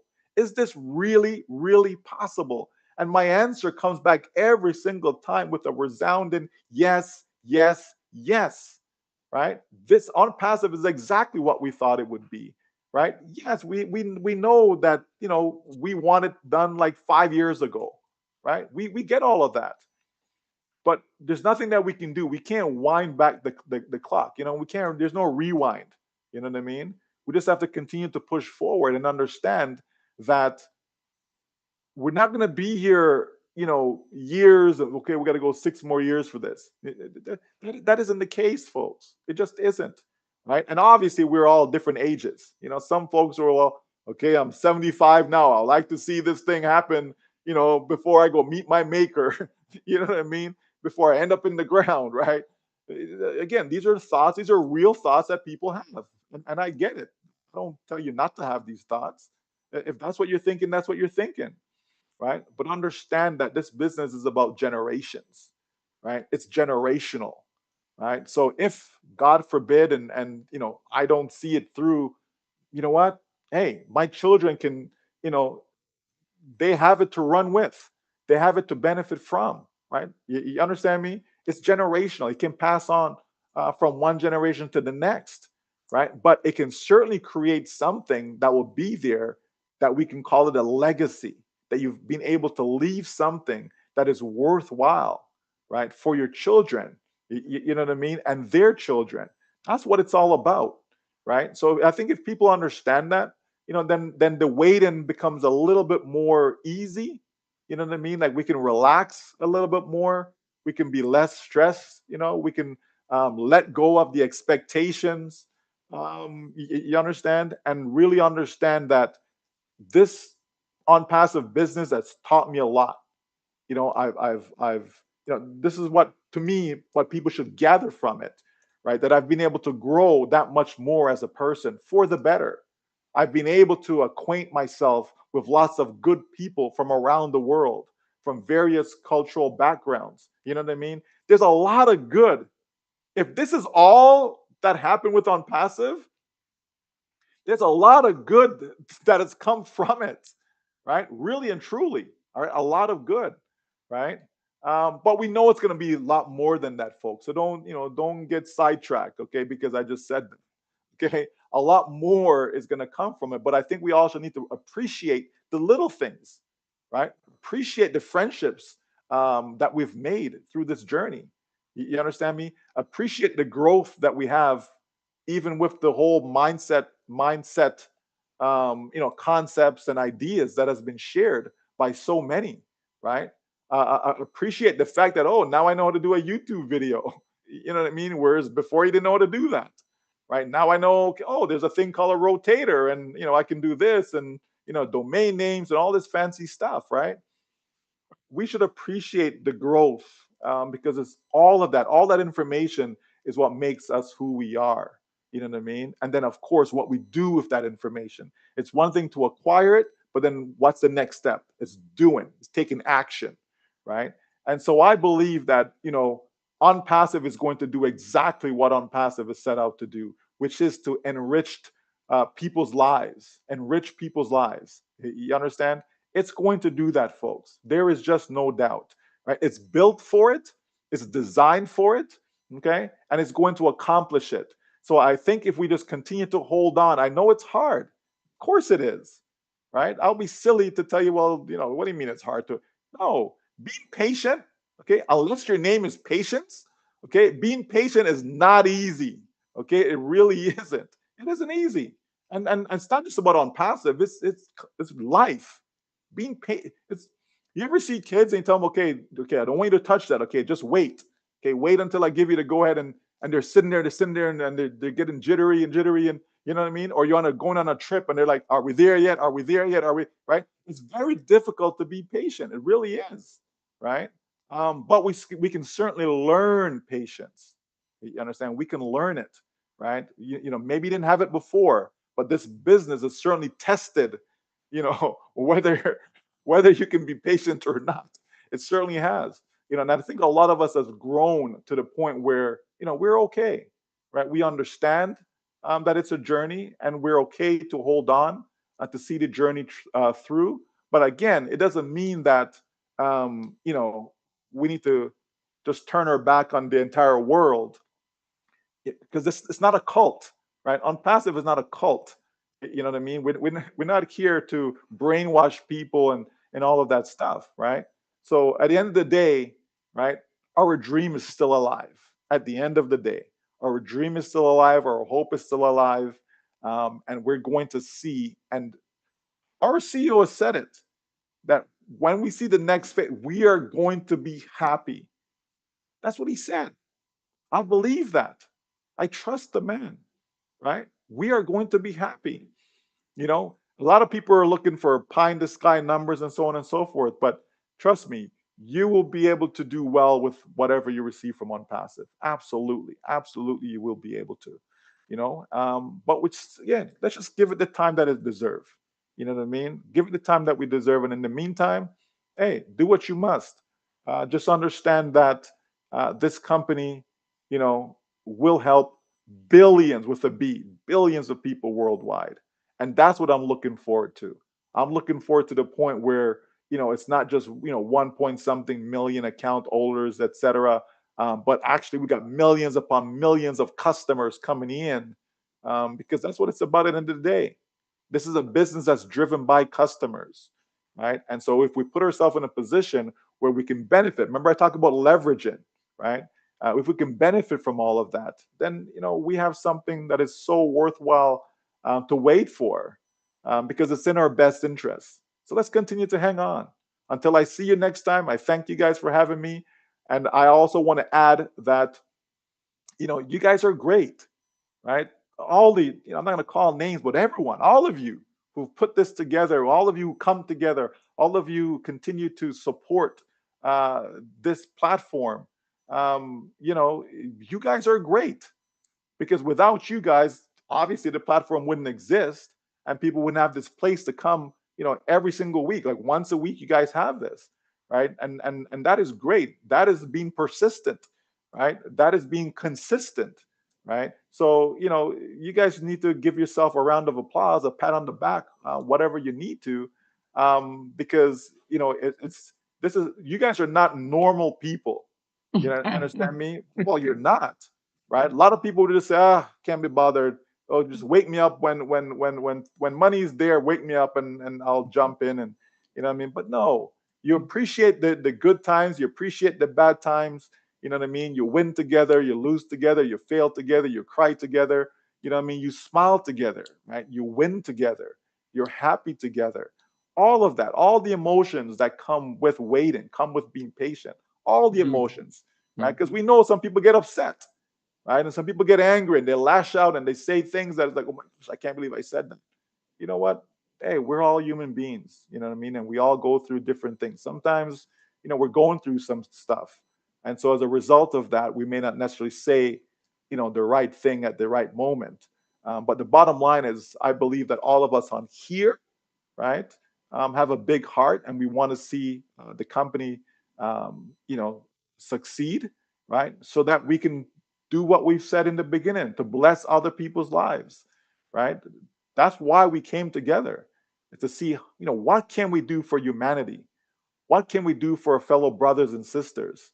What can we do for a community, right? Or global community? What can we do, right? And so this platform has given us a way and a means to be able to do just that, to be able to assist, to be able to help, because people need help. Even right now, people need help. You know what I mean? Check people's bank account right now. How much money you have sitting in the bank account? Some people may have $10 sitting in their bank account right now. You know what I mean? Yeah. Some people, if that check don't come next week, they're done. You understand me? The bill collectors have been knocking down the door. You know what I mean? Eviction notice and all this crazy stuff. So we get it, right? We get it. But let's tell people, man, just be encouraged. Just be encouraged, knowing that we will get there and we will get there together. All right. So thank you so much for having me. Until next time. Wow, wow, wow. Thank you, brother. Wow, that is me getting blood out of stone or water out of stone. Thank you, Brother Michael. You've said it all. And what I gather, the greatest ingredient in the recipe of success is the mindset. And trust me, people, my name is Patience, but I find patience being difficult. So I am learning it. And one of the people that I've learned patience from ONPASSIVE is our brother here. Okay? Brother Michael Williams. I remember the days of the corporate meetings, and we have the LC members, they'll all be in panel, and he wait patiently. If you want to speak, somebody interrupt, he step back. I'm like, who is this man? He's so patient. And he waits until they give him the turn. So we've learned from each other. We've learned from you a lot. We thank you for coming here at least once a month to support the platform. Thank all of our brand ambassadors for joining, and thank the great coordinators of this platform. Without you, there will be no platform. Thank you, Brother Michael. We're all in it to win it. And I think this is a time that everybody can just unmute themselves and say, in it to win it. And we close for the day because this is great. Our brother has given us something to take home with. Yes, yes. Success is your mindset and patience. Trusting the process. Believe in our CEO. If he say wait, wait. Stand. As he said, not because I want to brainwash us, not because we're in a court, but because we're in something that we believe that is going to come to help us realize that our dream. Yes. As I said, if I joined ONPASSIVE and it just came in and got money, I might be one of those lottery winners that won millions and got broke. So God has just made it perfect when we have learned a lot from each other, a lot to think before to be good steward of what they're going to bless us with, and a lot to think that money doesn't really change you. Money amplifies who you are. And we've taken this time to learn from each other what it truly means to uplift humanity. And Brother William, every time you come here, you just remind us of that. We really appreciate you. We're all in it to win it. Thank you so much, Mr. Michael Williams. We appreciate you. You have a blessed week ahead of you. So, as Sister Debbie started, there are a lot of platforms. Actually, we keep forgetting Michael William is always with Julie Nguyen on Mondays. That is 4 p.m. Eastern Standard Time on Julie's YouTube channel. This great conversation if you can join them. They have Miriam Mindset Monday at 6 p.m. Eastern Standard Time. Join her if you can. Deep dive globally changing life on Tuesdays and Thursday at 7 p.m. Eastern Standard Time. Mindset, stay protected. How do we keep how are we safe in the internet these days? Okay, we know a lot of people have lost their when I say account, different things like phone numbers. People have duped them through not understanding how to be safe in the internet these days. So please, the First Lady, Dr. Benny here, is giving a whole series. We're having cybersecurity lesson for free. The Repair Empowering Humanity is on Wednesday at 8 p.m. Eastern Standard Time. We have One Global Movement. Our sister Yvonne here is one of the big champion. They're working with Dr. Mundi at 1 p.m. Eastern Standard Time. We have our sister and all passions. To be honest, if you don't have any dreams or you cannot think of what you're going to do when ONPASSIVE launch, go to All Passion. One of the biggest things they talk about is what is your passion. And people are already looking for a way to help each other. Like, let me say, my brother William passion is clean water. My passion is education. I will work with him for clean water. He work with me for education. So that is already happening. We are really gaining something from ONPASSIVE people. This is not a lie. We have the Nigerians All Welfare Initiative that people have heard Pastor Paul share about the ONPASSIVE community. We are already helping each other.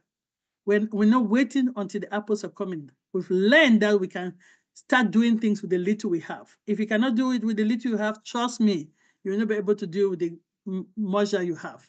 Money is not the root of all evil, it's the love of money that's the root of all evil. It's how you view money and whether you want to let money to control you or you want to control money. So let's stay protected, let's stay safe. Please just be patient. Whatever they say we should do, if it's not working at the moment, it is coming to your region. I have not gone into my OES. I went, I couldn't do a lot of things. There are some things that are not looking like it's supposed to look for me. But you know what? Not bothered. Because as our brother rightly said, if you have really followed ONPASSIVE, our CEO has never left anybody behind. I know the great job he did with us to let people to recover their account. Okay, so we're all in it to win it. Thank you, Brother Mike. I cannot wait to get you end the year in December. Hope the fire chat will be firing in December. Bye, everyone. In it to win it. Okay, we're in it to win it. To win it. Thank you, Michael. You can Come again anytime. Anytime. In it to win it. Anytime. Mama Edith, Brother Michael, let me tell you, when you talk about age, Mama Edith is really, I can't explain what she is doing. Oh my goodness. She is doing a lot in her community in South Africa. She'll make sure they're migrating properly. She's making sure they're coming to meetings. She's holding Zoom meetings to make sure they have understood what is going on, how to subscribe in their account, how to change their. So please, age is not an excuse. Age is not an excuse. Let's animate what Mama Edith is doing. I tell her that she is my inspiration. I'm still going because of her. When I see what she's doing, I'm like, why can I stop at this? So please, everybody's a leader. Let's all work together. Let's make sure we all win together. Thank you. It's not me, it's the grace. It's the grace See? of our Lord. Wisdom is the grace. Grace.